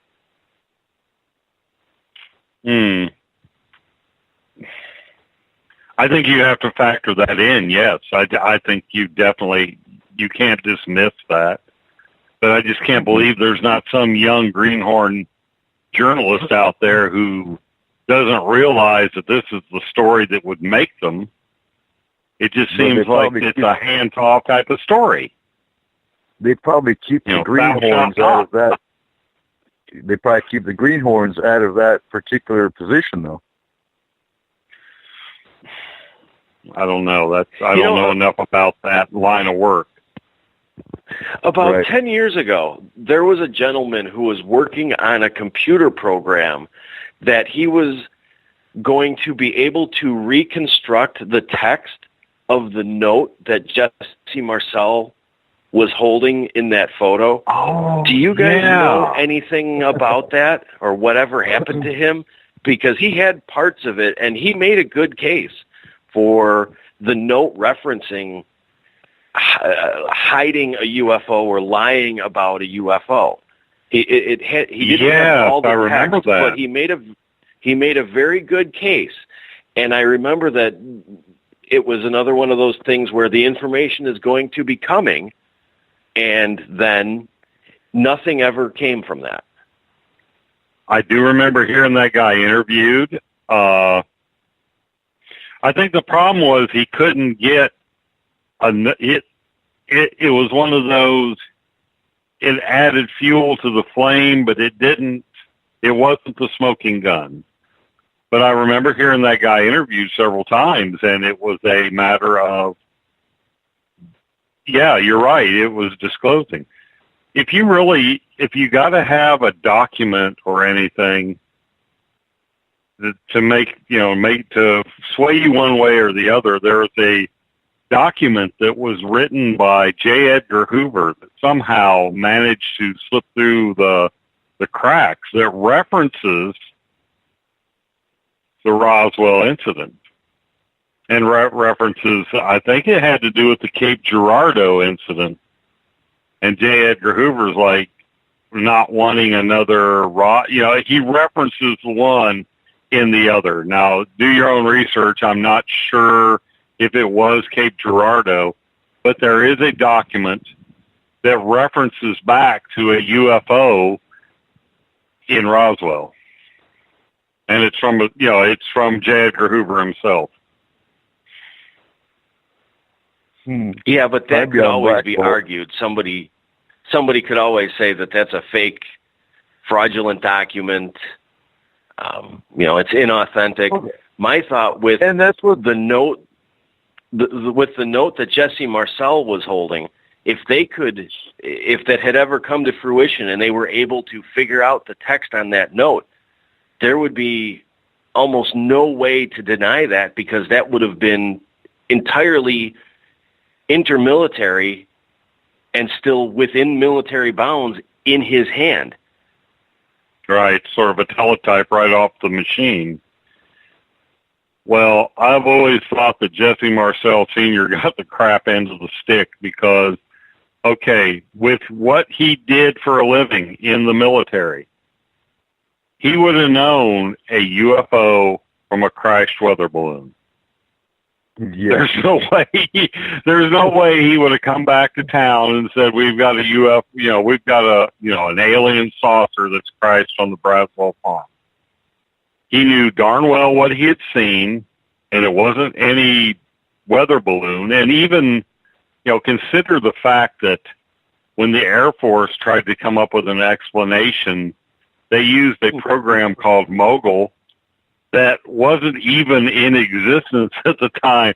I think, okay, I'm bad with dates, which is weird for somebody with a master's in history, but Roswell happens in 47. I believe Mogul was in 52. Yeah, 52. So, sounds right. 52.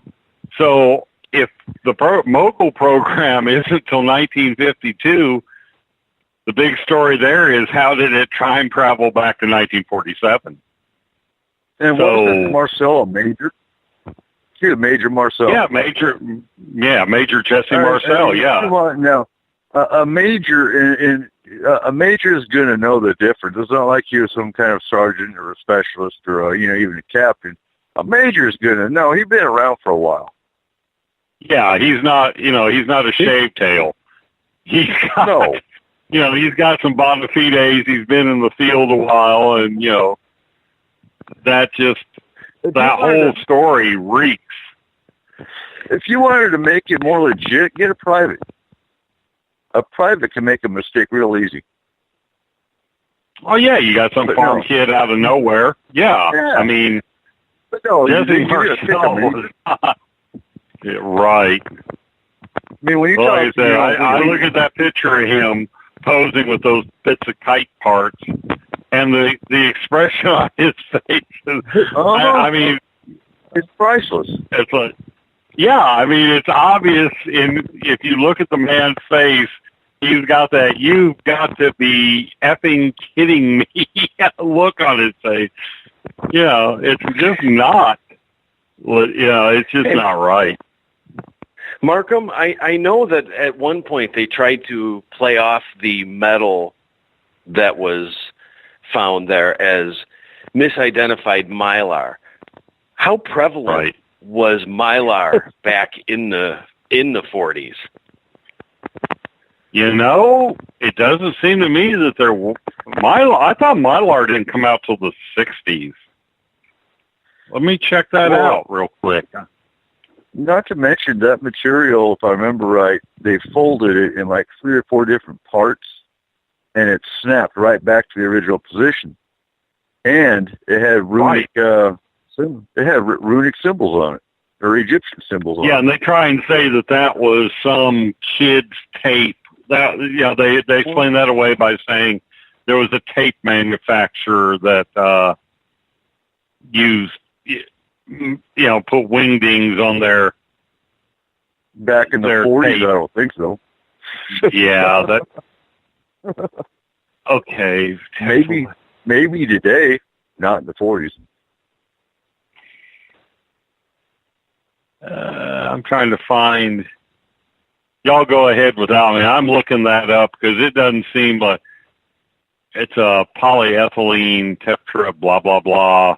It's a DuPont product. 1964 is when mylar. Okay, this is the source I'm looking at right now. Says that mylar came out in 1964. So we're about what 20. Am I correct in remembering that at one point the government or the Army was saying that it was essentially mylar that had been found? Yeah. Yes. That should have been the Air Force though, because the Army had nothing to do with it, other than maybe that was Air Force.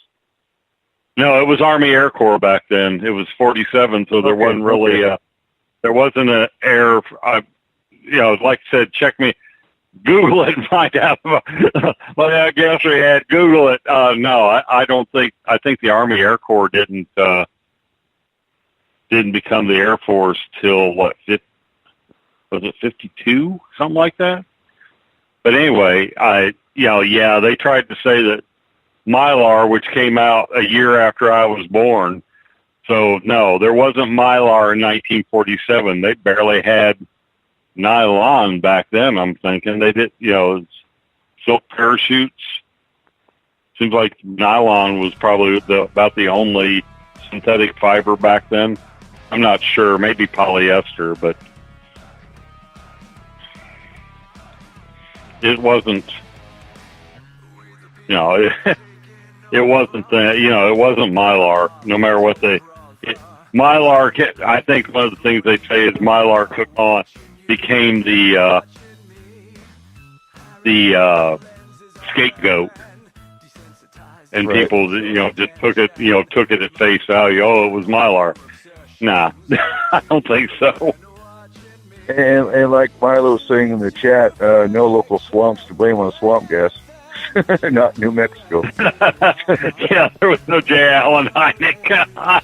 Gentlemen, I hate to call it the night, but guess what? It is that time to start to wrap things up. Eric Markham, Eric Cooper, and Everett Thiemer, thank you so much for being on Spaced Out Radio for hour number 3, my friends.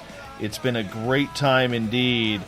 So you guys hold on. I got to wrap this thing up. If you're listening in, you hear Mr. Ron Bumblefoot THAL rocking it in the background. Bumblefoot is the official sound of Spaced Out Radio.